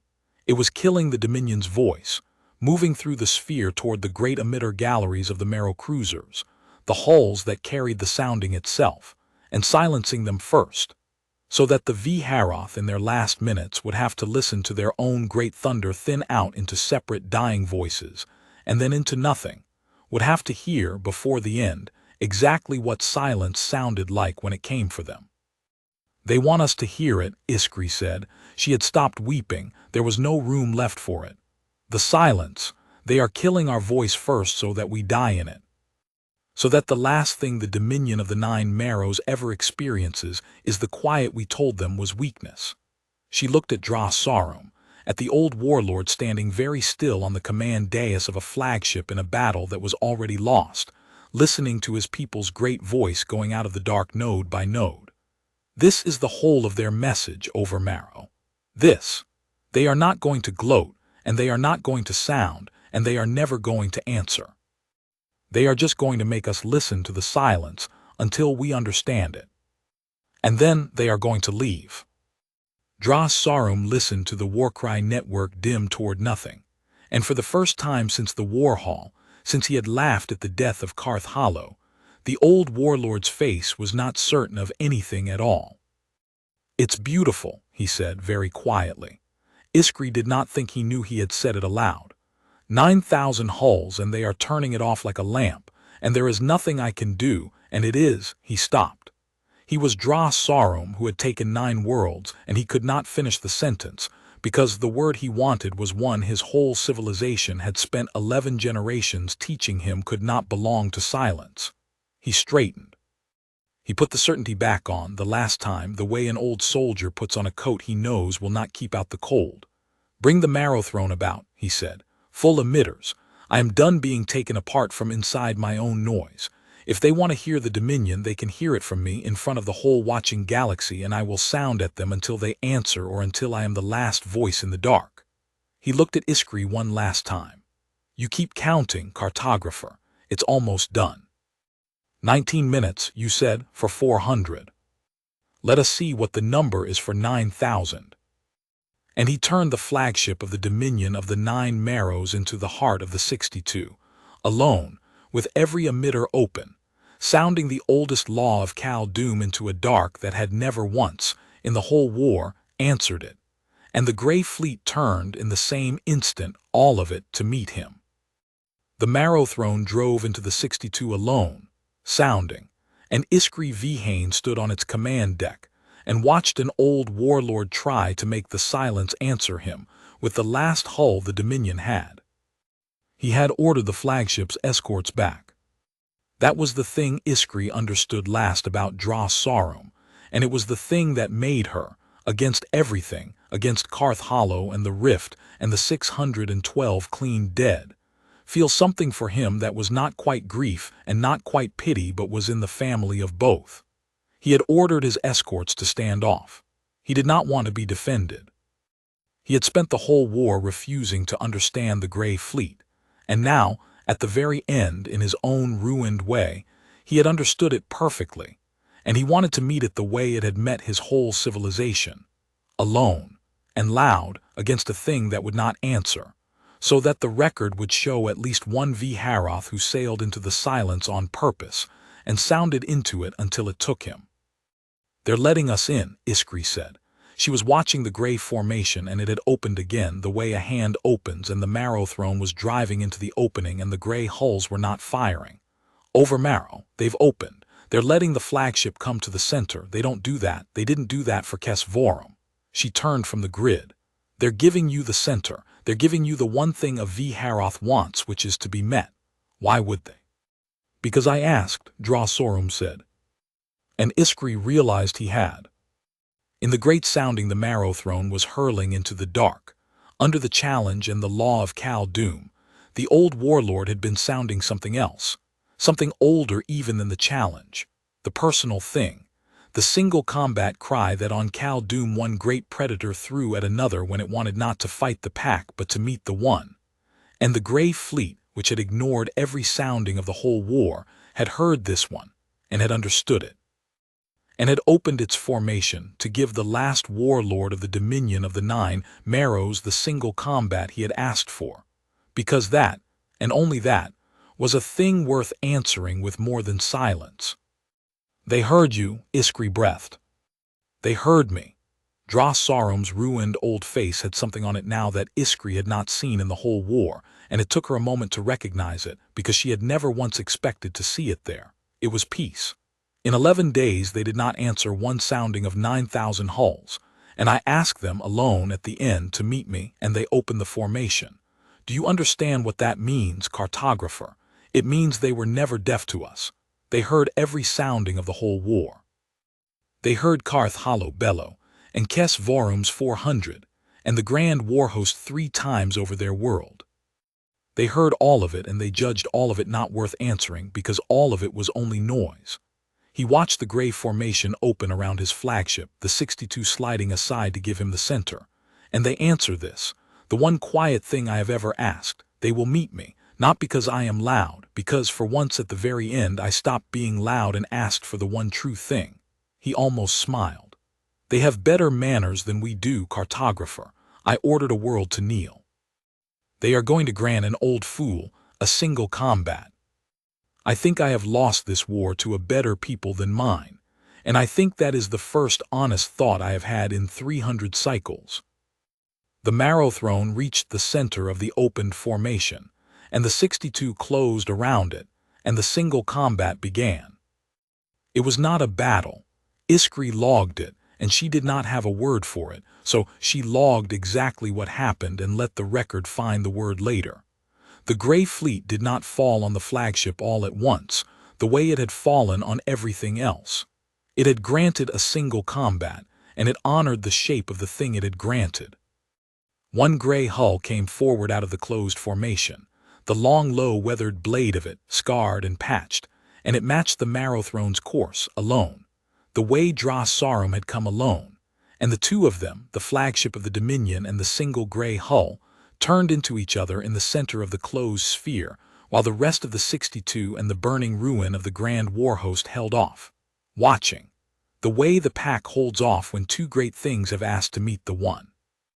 Dras Sarum sounded, and the gray hull did not answer, but it did not need to now, because it had answered the only way that mattered, by coming forward alone.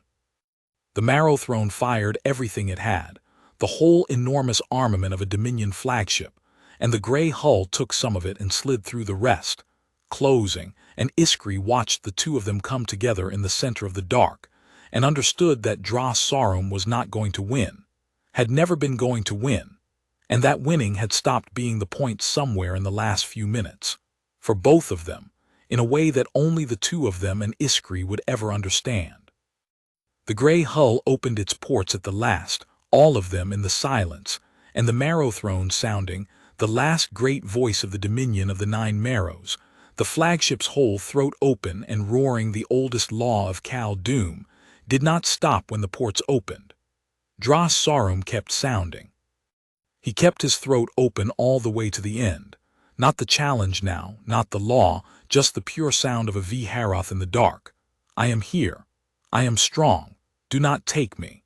The oldest cry his people had, the one they had made on the killing plains 100,000 years before there were ships, and he threw it at the gray hull with everything he had left, and the gray hull came all the way in and fired. The command deck of the Marrowthrone came apart. Iskri did not remember the next part clearly, afterward, and she was glad of it. She remembered the deck heaving, and Gron's arms around her, throwing her toward the gallery's escape cradle the way he had thrown himself into every reassignment to stay beside her, and she remembered his face in the half-second before the cradle fired, which was not afraid, which was almost at peace, the same peace that had been on Dras Sarum's face, the peace of a V'Haroth who had finally understood the silence and had made his own with it. She remembered him saying something, and she did not hear it over the tearing of the deck, and she would spend years not hearing it, filling the silence where his last words should have been with every kind thing he might have said. And she remembered the cradle firing, and the flagship falling away beneath her, and Dras Sarum sounding cutting off, not fading, not dying slow, but cutting off, all at once, the way every V'Haroth voice had cut off in the whole war, present one heartbeat and simply not there the next. The last voice of the Dominion of the Nine Marrows went out of the dark in the 31st minute. Iskri knew the number because she had never stopped counting, not through Grond, not through the cradle, not through the flagship dying above her. She was a cartographer, and the count was the one thing she had left, and she gave it to the record even as her escape cradle spun out into the wreck light. 31 minutes. From the moment the 62 closed the road home behind the Grand Warhost to the moment Dras Sarum sounding cut off, 31 minutes, and in 31 minutes 62, gray hulls had unmade 9,041 warships of the Dominion of the Nine Marrows, the largest fleet the V'Haroth had ever built, and had done it in a silence so complete that when Iskri finally reviewed the record months later, she would find that the Grey Fleet had not transmitted one word in the entire 31 minutes. Not one. 9,000 hulls, 31 minutes, the death of a Dominion, and the quiet ones had not felt the need to say anything at all. And then, when it was over, when the last V'Haroth voice had gone out of the dark, and the wreck of the Grand Warhost hung burning and silent and enormous against the blue of the world it had come to break, then, and only then, the Grey Fleet spoke. The transmission came on every V'Haroth frequency at once, and it was the first sound the Grey Fleet had made in the entire war, and it lasted 11 seconds, and it ended the dominion of the 9 Marrows more completely than the 31 minutes had. Iskri caught it on her escape cradle's receiver.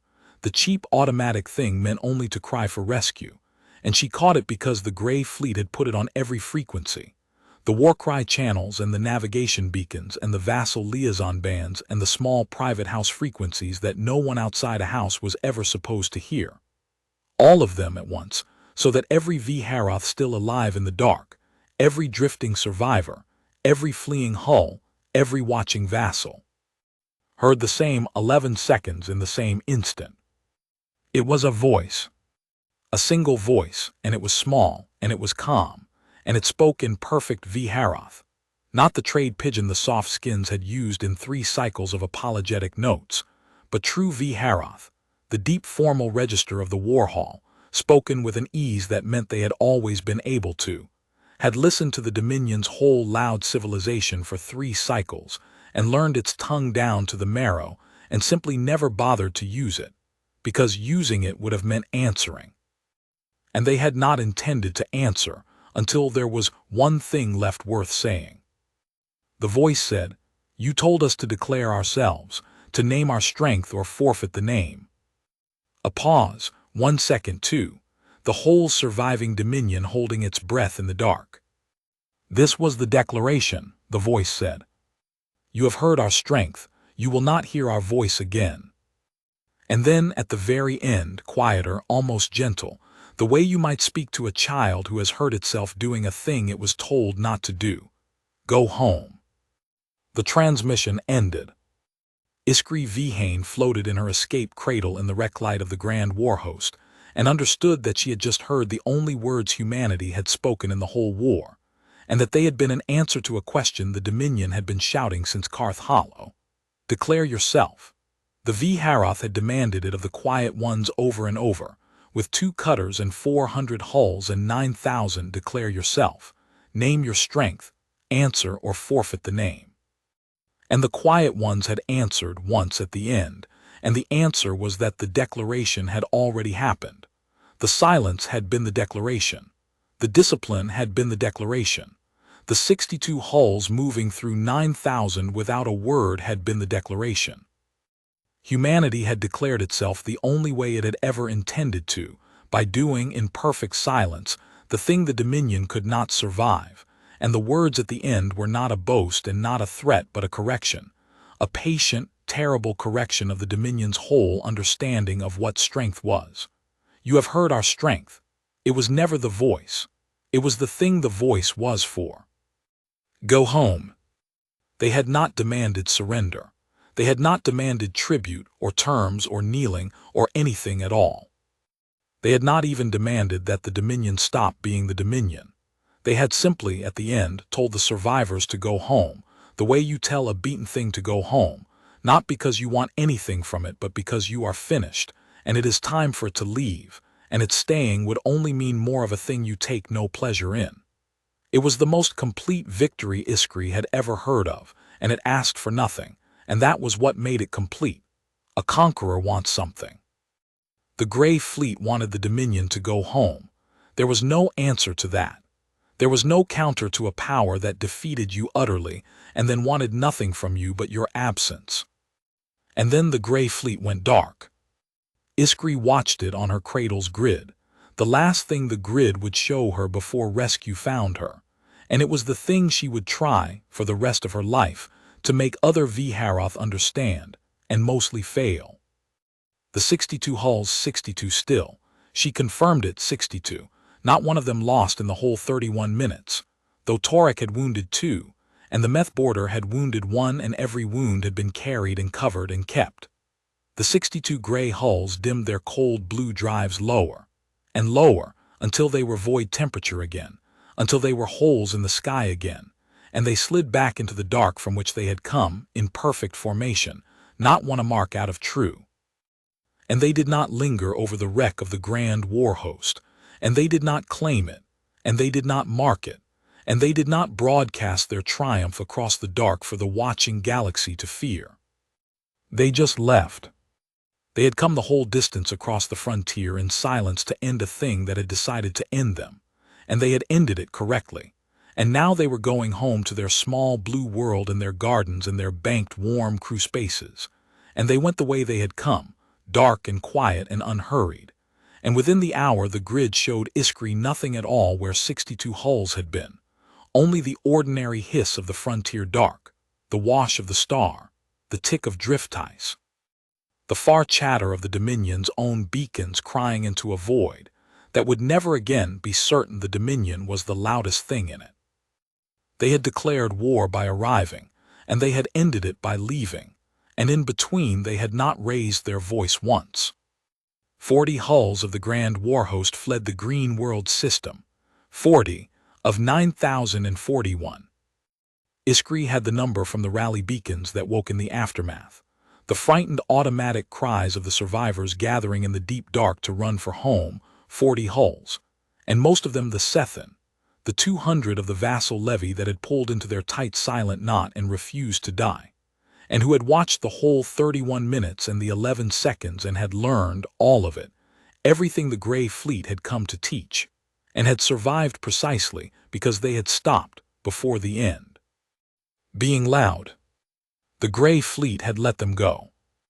Iskry was certain of it, the way she was certain of everything now, which was to say she had watched the pattern long enough to read its intention. 62 hulls that killed in perfect silence and left no survivors when they wished to leave none had, over the green world, left 40. They had let the Sethin run. They had let a scatter of Haroth houses run. They had chosen the survivors the way they had chosen the 3 at the rift, the way they had chosen everything, deliberately, correctly, for a reason.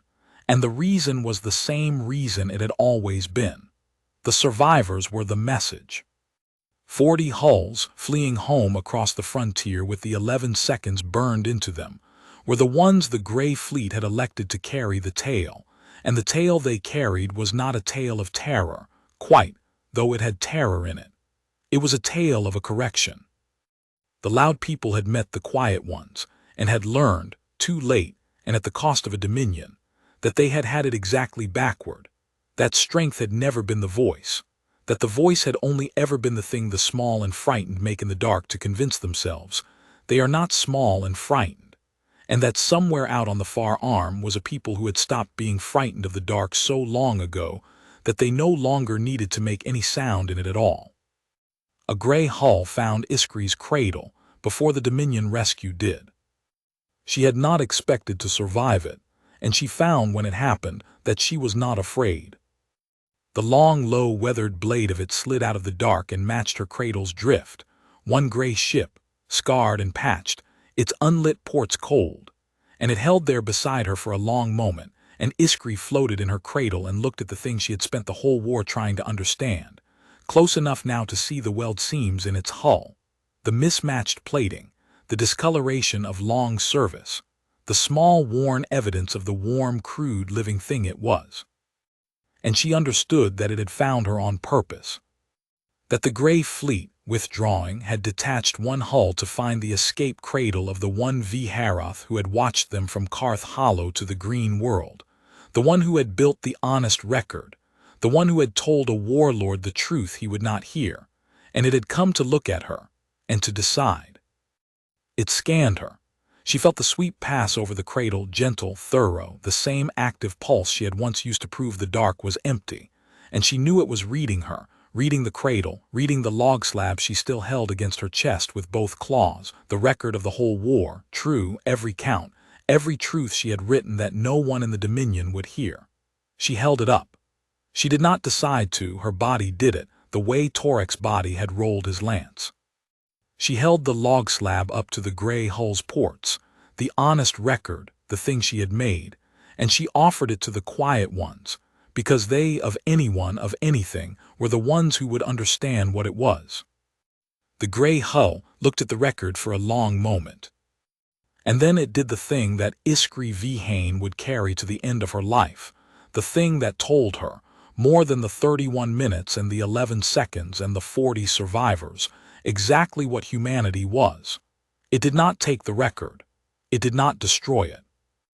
It reached out with a handling arm, gentle as the hands that had cleaned 612 dead, and it turned her cradle softly, precisely, until it pointed at the deep dark where the 40 survivors were gathering to run for home. And then it nudged her once, the smallest push, sending her cradle drifting slowly toward the rally beacons and the road home, and the life she had not expected to keep. And then it dimmed its drive to void temperature, and became a hole in the sky, and was gone. They had spared her on purpose.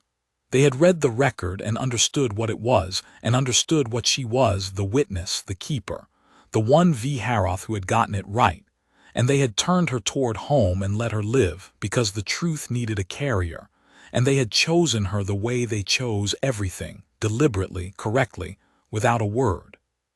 Iskri drifted toward the rally beacons with the honest record held against her chest, and she wept at last, not for the Dominion, and not for Grand, though she would weep for both of those later and for a long time, but for the simple, unbearable courtesy of the thing that had just spared her, which had killed 9,000 hulls in silence, and then, at the end, turned one small enemy toward home with the gentleness of a hand setting down something it did not wish to break.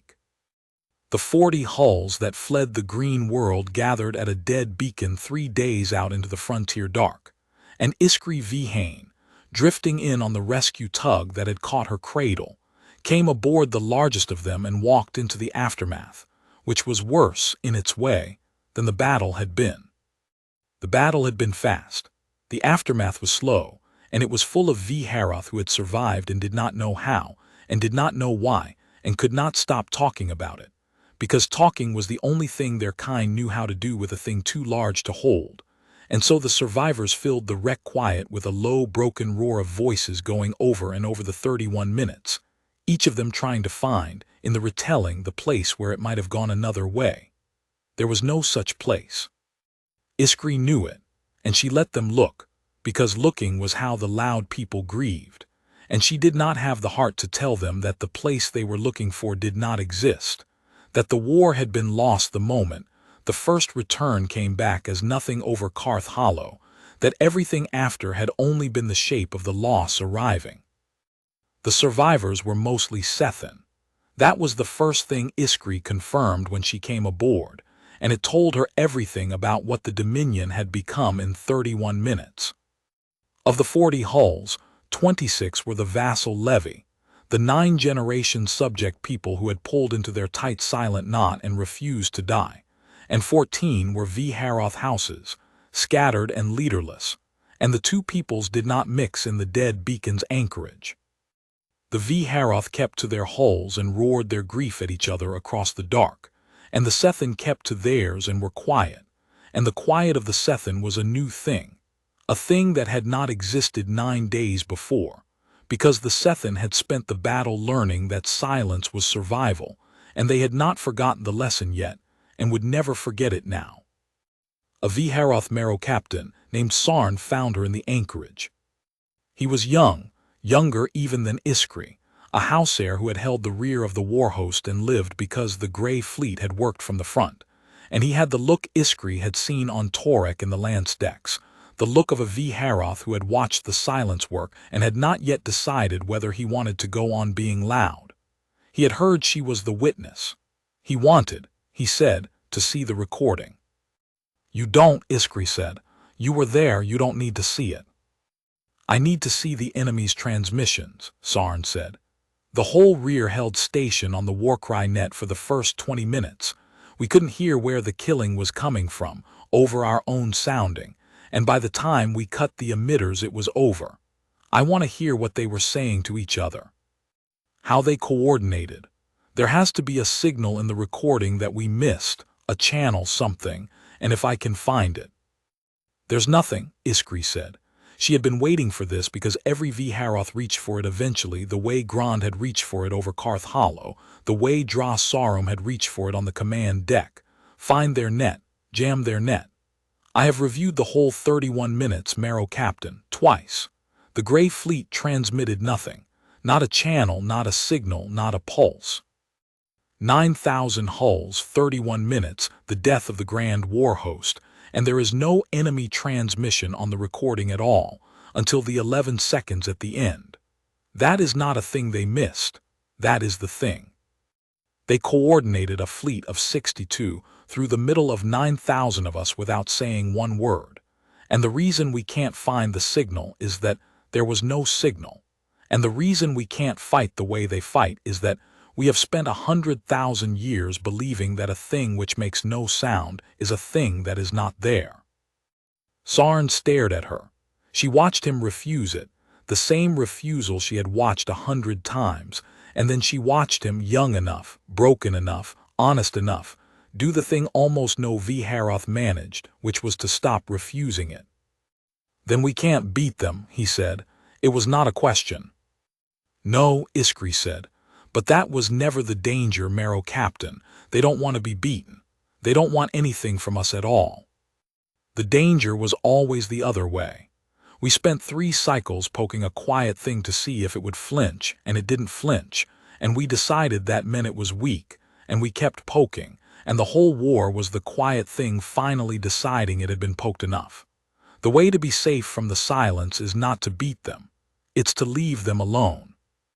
That's the only defense there has ever been, and it is the one defense the Dominion is constitutionally unable to mount, because leaving a quiet thing alone is the one act our whole civilization has never been able to perform.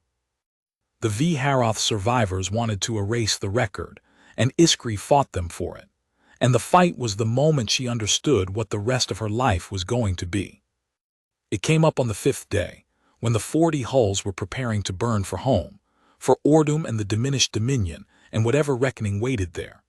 A delegation of the surviving house heirs came to her, Sarn among them but not leading them, led instead by an older survivor, a battered marrow captain named Vosk who had the stacked marrow rings of an ambitious house and the eyes of a V'Haroth who had already decided how the story of the green world was going to be told. He wanted the record. Not to keep, to edit. "You have the only complete account," Vosk said. "The counts, the timings, the 11 seconds. When we reach Ordum, that account is going to be read in the war hall, and it is going to be read across the whole Dominion, and it is going to reach the vassals." He leaned in, and his voice dropped into the register of a V'Haroth explaining a hard necessity to a young officer who has not yet learned how the world is held together. "Cartographer, if the vassals hear that 62 hulls unmade 9,031 minutes without a transmission, the Dominion is finished. You understand that? The only thing holding the 9 marrows together is the belief that the V'Haroth cannot be silenced. Your record proves we can, so the record has to change. The numbers have to change. We fought them to a standstill. We drove them off. We lost hulls, yes, but we bloodied them. We made them break formation, You didn't make them break formation," Iskri said. "Nothing made them break formation. That is the entire point of the record." "The record is going to say we did," Vosk said. "Or the record is going to be lost in a reactor accident on the burn home, along with the cartographer who insisted on keeping it. I would prefer the first. I am giving you the chance to prefer the first." The anchorage went very quiet. Sarn had gone still. The other house heirs watched. And Iskri V'Hain, who had watched Karth Hollow die and the rift and the green world, who had held her log slab up to a gray hull's ports and been spared, who had nothing left to protect but the truth, discovered that she was not afraid of Vosk at all, and that the reason she was not afraid was that she had spent a whole war learning what real strength looked like, and it did not look like a V'Haroth threatening a reactor accident. "You want to know what they'll do," she said, "if you falsify the record and the vassals believe it. You want to know what the silence does when it hears that the Dominion is telling the galaxy it fought them to a standstill." She stepped toward Vosk, close, into the space where V'Haroth measured each other. "They'll come back. Not angry, they don't do angry. They'll come back the way they came to the green world, quiet and correct and unhurried, and they'll do it again in front of the vassals you lied to so that the lie can't hold. That's what your falsified record buys you, Marrow Captain. It buys you a second demonstration. Because the one thing the silence will not permit, the one thing in a whole war that finally made them speak, is a false account of what they are. They copied my record. Did you know that? Over the green world. They read it, and they'll read whatever we broadcast, and if we broadcast a lie they will correct it, the way they correct everything, and there will not be 40 of us next time. She held his eyes. The truth is the only thing that keeps them home, Vosk. An honest record that says we were destroyed is the one account they'll let stand. So no, you will not edit it, and you will not arrange a reactor accident, because if this hull suffers a reactor accident on the burn home, the silence will notice that the true record died, and they will draw the conclusion they draw, and it will not be 40 of us next time. Keep the truth, and they leave us alone. That is the whole of Dominion strategy now. There is no other. Vosk looked at her for a long moment, and Iskry watched him weigh it, watched the ambition in him run up against the cold arithmetic of a thing that copied records and corrected lies, and she watched the arithmetic win, because even Vosk, even now, could count.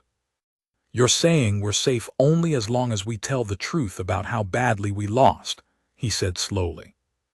I'm saying the silence has made honesty the only survivable policy the Dominion has ever had, Iskry said, which is, when you think about it, the most complete thing anyone has ever done to us. They didn't just beat us, they took away our ability to lie about it, forever. She almost laughed, and it came out as something else. Dras Sarum wanted to make them loud. Instead, they made us honest. I don't think he would have preferred it, but it's what we have. The record went to Ordum unedited. Iskry carried it herself, and no hull suffered a reactor accident on the burn home. And when the 40 survivors reached the fortress moon of a Dominion that had lost 9,000 hulls and its greatest warlord and its voice, the true account of the green world went with them. Every count, every timing, the 11 seconds and the 31 minutes and the 62 hulls that had never once transmitted a word. Because a young cartographer had understood before anyone else that the only defense left against the silence was to never again tell a lie it would feel obliged to come and correct. The war hall of Ordum had held 300 overmarrows, the night Iskry Vihane first brought the record of Karth Hollow into it. When she brought the record of the green world into it, 4 months later, there were 40. 40. The number followed her everywhere now, the number of hulls that fled and the number of houses that remained with the standing to sit in the war hall, as if the silence had reached into the whole architecture of the Dominion and set the same figure on every part of it. Iskry stood in the central well where Dras Sarum had once laughed at her, and she played the true record across the well for the 40 who were left, the 31 minutes, the Warcry network dimming node by node, the 11 seconds, and this time no one laughed. And this time no one refused it, because the 40 who sat in the war hall were the 40 who had understood in one way or another that the age of laughing was over. The argument, when it came, was not about whether the record was true. That fight had been fought and lost on the burn home. The argument was about what a people does when it has learned that the thing it built its whole civilization upon is a lie. Vosk Marum rose first, because Vosk was Vosk, and because ambition survives even the death of the thing it was ambitious for. He had accepted that the record could not be edited. He had not accepted the conclusion Iskry drew from it, and he stood in the war hall of a broken Dominion, and made the case that the Vharoth would go on making, in one form or another, for a generation, because it was the only case their whole nature knew how to make. We were not beaten by silence, Vosk said. We were beaten by a fleet that was better than ours, faster, better drilled, better coordinated. The cartographer wants us to believe there is something mystical in their quiet, something we cannot answer, and I say there is not. There is only a fleet that trained harder than we did and built better than we did, and the answer to a better fleet is not to lie down and call ourselves finished. The answer is to build a better one still. 20,000 hulls, 30. A Warcry network that can pierce their silence, emitters that can find a dark hull by the hole it makes, drills that make our crews as tight as theirs. They beat us with 62. Let them face 60,000, drilled to the edge the way they drill. and we will see whether their silence saves them." The warhol did not roar its approval, the way it once would have. But Iskri watched it move, watched the 40 lean toward Vosk, because he was offering them the one thing their nature craved, which was the promise that the loss could be answered, that there was a road back, that the V'Haroth could still be the V'Haroth if they were only more so. It was the most dangerous thing anyone could have said, and it was seductive precisely because it was so nearly reasonable, and Iskri understood that if she did not kill it here in this well, it would grow, over the years, into a second war host and a second green world and a second 40, and she was tired, she found, of counting the 40. She did not shout it down, she had learned that much from the silence. She waited until Vosk sat, and until the lean of the warhol had settled, and then she spoke into the quiet in the flat register she had learned, the register that made the loud people go still because it was so unlike them. "Marrow Captain Vosk wants to build a fleet of 60,000 hulls," Iskri said, "drilled as tight as theirs, with a war cry network that can pierce their silence. I want the warhol to understand exactly what that plan is, because it sounds like strength, and it is the precise mechanism of our destruction, and the silence is counting on us to reach for it." She brought up the record again, the 15th minute, the war cry network dimming node by node. "Here is why we lost, not because they were faster, not because they drilled harder, though they did. We lost because we fight loud, and fighting loud means fighting deaf. Every emitter we open to sound at the enemy is an emitter that drowns the guns of the hull beside us. At Karth Hollow, 400 voices. At the Rift, 400 hulls, and 6 of them slid through us because we could not hear them over ourselves. At the Green World, 9,000, and the louder we got, the deafer we got, and the deafer we got, the more perfectly 62 silent hulls moved through the middle of us unheard. That is not a problem you solve with more hulls. That is a problem you make worse with more hulls. 60,000 V'Haroth warships all sounding would be the deafest fleet in the history of the galaxy. It would drown itself. The silence would not need to bring more than 62, because the only thing killing us out there was our own voice, and Vosk's plan is to give ourselves more of it." The warhol was very still now. "A war cry network that can pierce their silence," Iskri went on. "Think about what you are asking for. You are asking for a way to make more noise so that you can find a thing whose only defense is that it makes none. But the noise is not their weakness. The noise is ours. They do not hide in the dark because they are afraid we will find them. They run dark because running dark lets them hear, and hearing is how they fight, and the reason they can afford to hear is that they long ago stopped needing to be heard. You cannot outshout a thing that has stopped needing to shout. Every decibel you add to find them is a decibel that blinds you further. There is no emitter you can build that finds the silence, because the silence is not a thing you find. It is a thing that decides whether to let you see it, and it made that decision over Karth Hollow, and again over the Rift, and again over the Green World, and every time the decision was the same, because every time we did the same thing, which was to arrive and sound, and demand it declare itself. She let the well go dark. She did not need the record anymore. The 40 were looking at her the way once only Grand and Torek, and at the very end, Dras Sarum had looked at her. "There is exactly one defense against the silence," Iskri said, "and Vosk will not like it, and neither will you, because it is the one act the Dominion of the 9 Marrows has never in 11 generations been able to perform. The defense is to stop, to leave the quiet alone, to let a thing that makes no sound go on making no sound, and never once ever again demand that it declare itself. That is the whole of it. We are safe from the silence for exactly as long as we never again decide that quiet means weak. The moment we build Vosk's fleet, the moment we start drilling emitters to pierce their dark, the moment the intention forms in the warhol to go and make them loud, they will know. They read our records. They learned our tongue in 3 cycles and never used it. They hear everything we say because we cannot stop saying it, And the day the Dominion decides to build a fleet to break the silence is the day the silence comes back, quiet and correct and unhurried, and does the green world again, and there will not be 40 of us. Vosk was on his feet. You are asking the V'Haroth to be afraid, forever, of a thing that wants nothing from us and holds no territory and has gone home. You are asking us to organize our whole future around never provoking a ghost. I am asking the V'Haroth to grow up, Iskri said, and the flat register cracked just once, and something under it showed through, something that had been building since Karth Hollow. For 11 generations we have been the loudest thing in the dark, and we told ourselves that made us the strongest thing in the dark, and it was a child's mistake, Vosk. It was the mistake of a hatchling that thinks the loudest sibling is the strongest.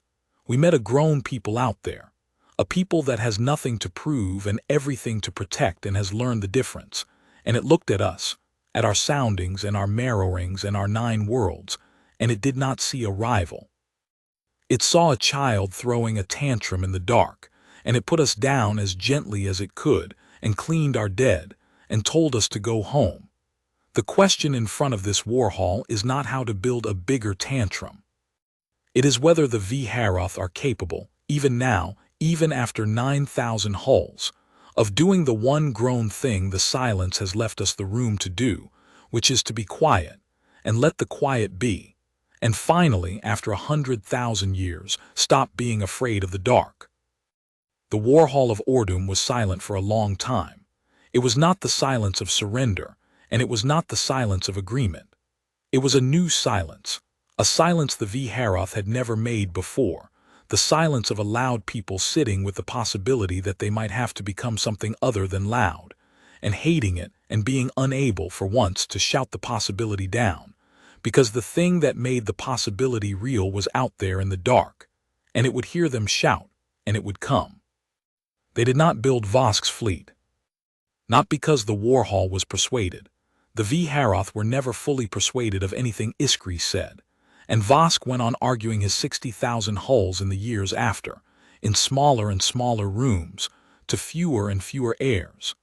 But because the Dominion, in the months after the Green World, discovered that it no longer had the strength to build anything at all, and it discovered it in the one way the V'Haroth could not argue with, which was the quiet defection of everyone they had ever conquered. The Sethen began it as Iskri had known they would from the manifests. Their liaison at Ordum simply stopped attending the war hall. No declaration, no rebellion, no sounding.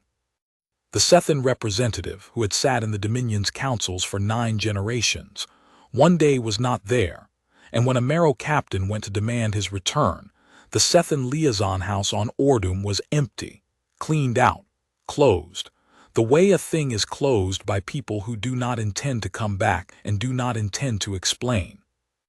The Sethen had watched the Green World, and they had learned the lesson the whole galaxy was learning, and they had decided, in their new and terrible quiet, that a Marrow throne which could be silenced was a Marrow throne that no longer needed to be obeyed, and they had acted on it the way the silence had taught them to act on everything, which was without a word. Vosk wanted to make an example of them. Of course he did. He argued it in the war hall, the punitive squadron, the sounding over the Sethen homeworld, the old answer to the old problem of a vassal forgetting its place. And Iskri stood up in the well one more time and said the thing that ended the argument for good, the thing that was the whole shape of the years to come. If you send a squadron to sound over the Sethen, she said, understand what you are telling the silence. You are telling them that the Dominion has learned nothing, that we watched 62 hulls end 9,000 for the crime of making a quiet people declare itself, and our response was to go and make another quiet people declare itself. The Sethen are quiet now, Vosk. They learned it from the same teacher we did. And if we arrive over their world and sound the old law down into it, we will be doing to them the exact thing that brought the silence across the frontier to us, and I do not think the silence will fail to notice the rhyme. Leave the Sethen alone. Leave all of them alone. That is the whole of Dominion policy now forever. Leave the quiet alone. We are not an empire anymore. We are a large, loud people who have been shown, very precisely, the edge of what our voice can buy us. And the wise thing, the grown thing, is to spend the rest of our history staying well back from that edge. They left the Sethin alone. Not out of wisdom, quite, and not out of fear, quite, but out of the exhausted arithmetic of a people who had counted their 9,000 dead and could not find, anywhere in the sum, the strength for a second green world.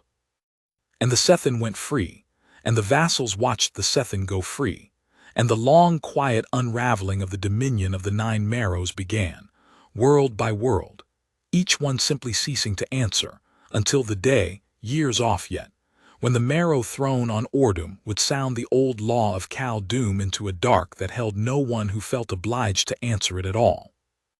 The dominion of the Nine Marrows did not fall in a day, things that large never do.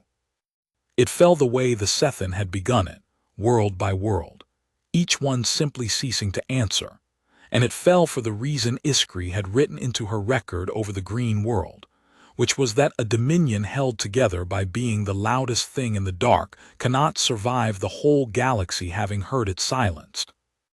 Iskri watched it fall from the same fortress moon where she had watched the war host muster, Ordum, which was now the seat of a dominion that had lost 9,000 hulls and its greatest warlord and, worse than either, its voice.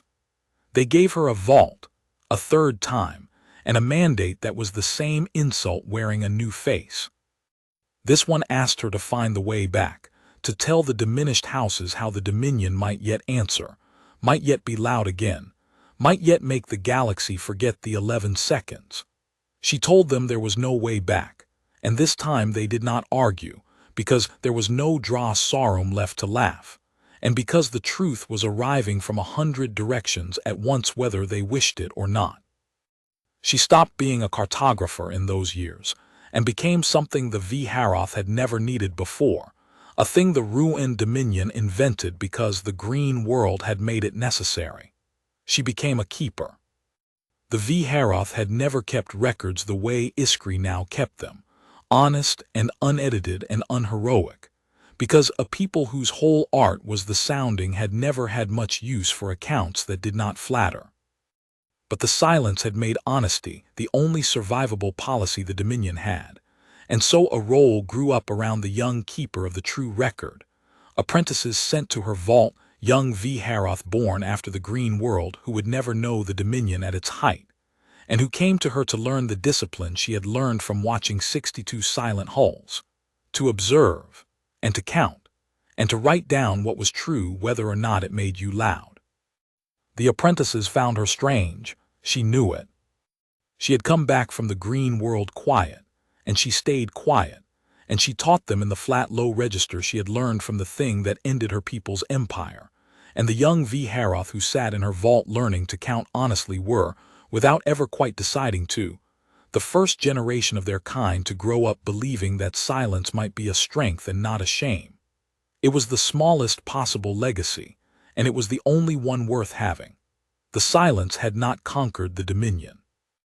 It had done something the Dominion would have understood far less if it had understood it at all. It had taught one young V'Haroth cartographer to be quiet, and she had taught the ones who came after, and quiet spread through the ruin of the loud people, the way a healed thing spreads through a wound slowly from the inside, without a sound. Sarn came to the vault sometimes in those years. The young Marrow captain who had wanted to find the enemy's signal in the recording had risen, in the diminished dominion, to something like a leader of what was left, and he came to Iskri not for records, but for the thing she had that no one else in the Nine Marrows had, which was the certainty of having seen the whole truth and survived it. He told her once that the vassals were nearly all gone now, that the Warcry network reached fewer worlds every cycle, that the Marrow throne sounded the old law into a dark that answered less and less. He said it the way a V'Haroth says a hard thing, expecting to be told it was not so bad, that the Dominion would rise again, that the voice would come back. Good, Iskri said and meant it, and watched him fail to understand, the way they all failed to understand, even Sarn, even now. Let it get quiet, Marrow Captain. Let the whole thing get quiet. We were never as large as our noise. We were a loud people who mistook our own echo for our size, and the silence measured us, and we were small. The kindest thing that ever happened to the V'Haroth was to be measured true by something that felt nothing about the result. Let the Dominion fall. What grows back in the quiet after it might, in a few generations, be a thing worth the name, a people that is strong the way they are strong, from the inside, from discipline and care and the refusal to shout. That is the only future the green world left us that is worth wanting. Everything else is just the tantrum, starting over. That was how the Dominion fell, not in fire, not loud. It fell the way a shout dies when the thing it was meant to frighten stops being frightened, and the loudest civilization the galaxy had ever produced ended by discovering that its voice had stopped working. Because 62 silent hulls had proven in 31 minutes and 11 seconds that the voice had never been the strength. And once that was proven, no one, not even the V'Haroth, could ever unknow it. The Grey Courier came back on the 200th day, the way it had come the first time, alone and slow and broadcasting a plain navigation beacon, so the frightened pickets would not fire on it, and it brought the dead of the green world home. Iskry went down to receive them, because there was almost no one else who would, and because she felt she owed it to Grand, whom she knew would not be among them. The command deck of the Marrow Throne had been too complete. There had been nothing left to recover, and she had made her peace with the fact that his last words, whatever they had been, were hers to invent now forever. But she went down, and she watched the coffin drones come off the Grey Courier in their long, neat lines, the recoverable dead of 9,000 hulls, cleaned, closed, laid out in the correct posture, marrow rings intact, marks of house and rank unmarred, each body handled with the same exact and alien care that had shaken the recovery crews the first time and shook them again now, and she understood that this, too, was part of the correction. The quiet ones had ended the Dominion, and they wanted nothing from its ruin, and they had gathered its dead and cleaned them and brought them home, again, without a word, because that was the correct thing to do, and they did the correct thing whether or not anyone deserved it, whether or not anyone was watching, whether or not it made them loud. There was one thing different about the second courier. Among the coffin drones near the front there was a smaller drone, and it did not contain a body. It contained the log slab.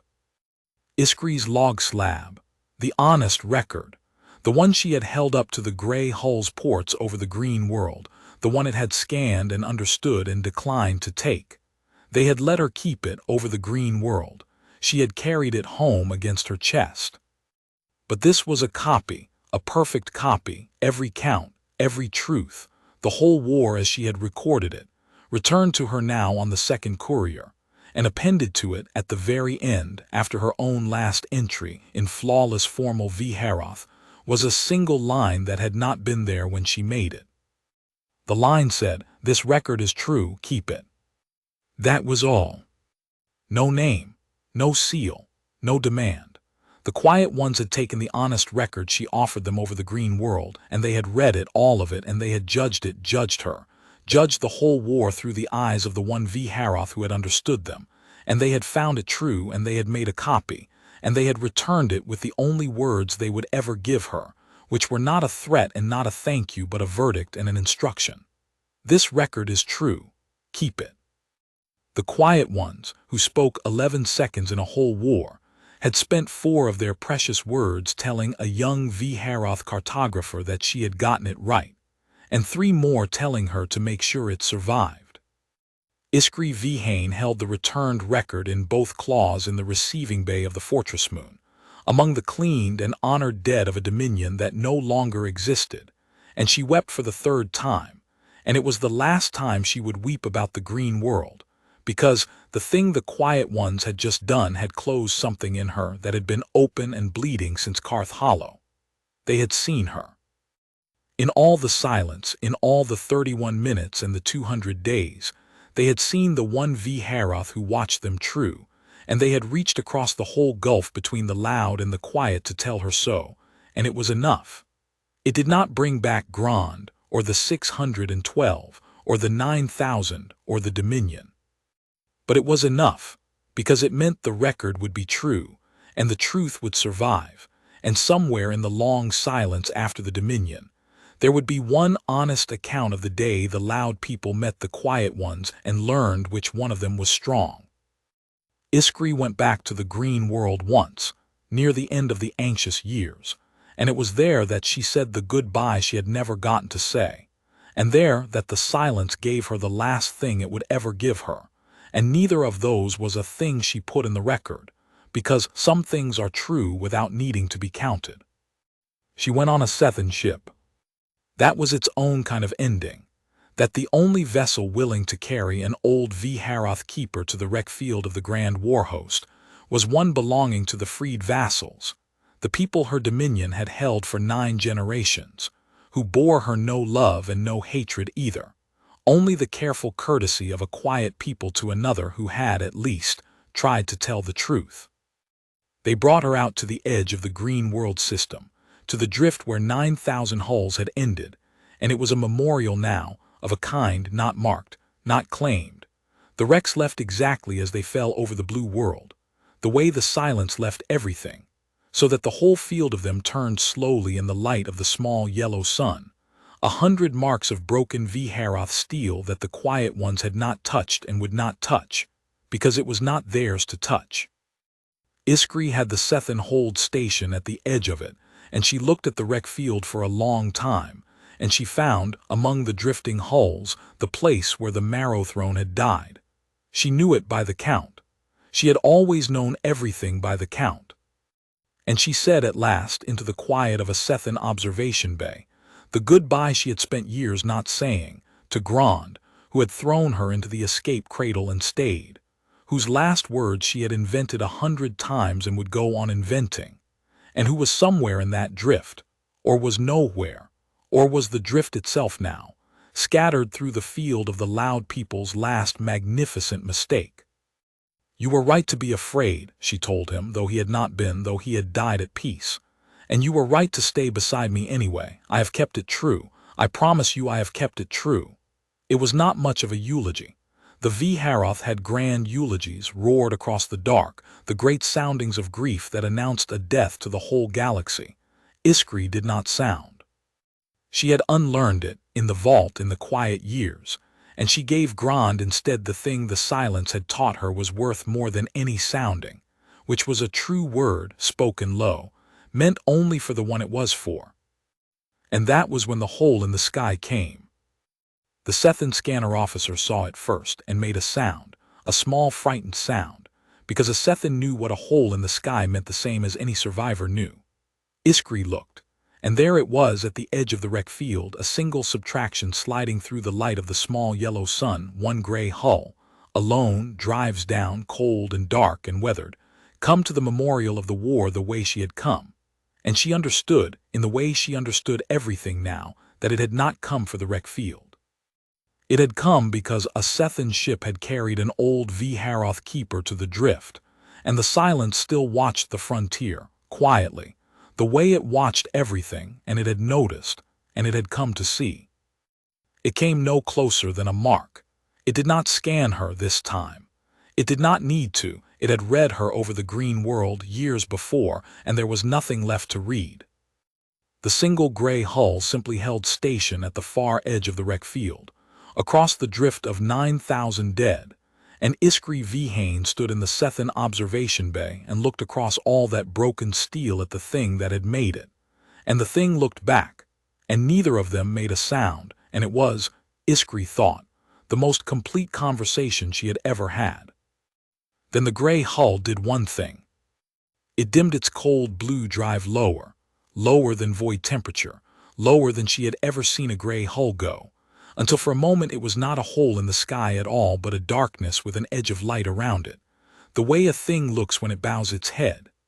And then it brought the drive back up, faint and cold, and it turned, and it slid back out of the light of the small yellow sun and into the dark, and it was gone, and it did not come again. It had come to the wreck field, across the whole gulf between the loud and the quiet, to bow its head at the drift of the dead it had made. That was the last thing the silence ever showed Iskry Vihane, and it was the thing she carried longest, longer than the 31 minutes or the 11 seconds or the returned record, because it was the thing that told her, past any counting, what the quiet ones were. They had felt it, all of it, the whole war. They had killed 9,000 hulls without a word, and cleaned 612 dead and spared 40, and turned one small enemy toward home, and they had felt every part of it and grieved it correctly, the way they did all things, and had simply never once thought that their grief was a thing that needed to be loud. The silence had never been the absence of feeling. It had been feeling with nothing left over for show, a soul with nothing wasted. She had written that in the vault on the 8th day before she understood it, and now, at the edge of the wreck field with the gray hull's bowed head still burning behind her eyes, she understood it all the way to the bottom, and she was quiet, and she let the Sethan take her home. The galaxy learned humanity's name in the years after the Green World, and it learned it the way the quiet ones would have wanted, which was quietly. There was no empire of humanity that rose out of the ruin of the Dominion. That was the thing the surviving Viharoth kept waiting for, in the anxious years, the thing their whole history had taught them to expect, that a power which broke a dominion would move into the space the dominion had held, would arrive, and sound, and take. It was what the Viharoth would have done. It was what everyone the Viharoth had ever known would have done, and the quiet ones did not do it. They ended the threat to their small blue world, and then they went home, and they went back to what they had been doing before the Dominion decided they were weak, which was trade, holds full of ore and medicine, careful voices, mild and apologetic, the same quiet, unremarkable soft-skins who had wandered into Dominion space 3 cycles before with nothing to prove, and a note where a fleet should have been. The gray fleet went dark and did not come out again. Iskry looked for it, she spent years looking for it, from every array she could get her claws on, sweeping the frontier dark for the holes in the sky, and she never found them again, because they had gone home and become what they had always been under the silence, which was a small number of very old, very disciplined ships kept by a quiet people against the day someone decided again that quiet meant weak. They were not out patrolling. They were not out conquering.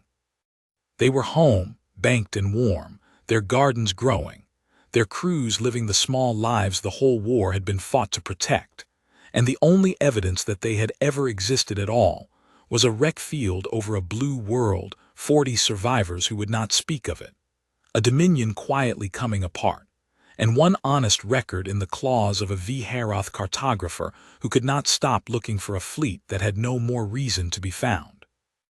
And the name humanity got in the years after, the name the freed vassals used, and the diminished Viharoth used, and the whole watching galaxy came to use, in the low voices of things that have learned to be careful, was not a loud name. It was not war gods, or the Black Fleet, or any of the great roaring names the Dominion would have given itself.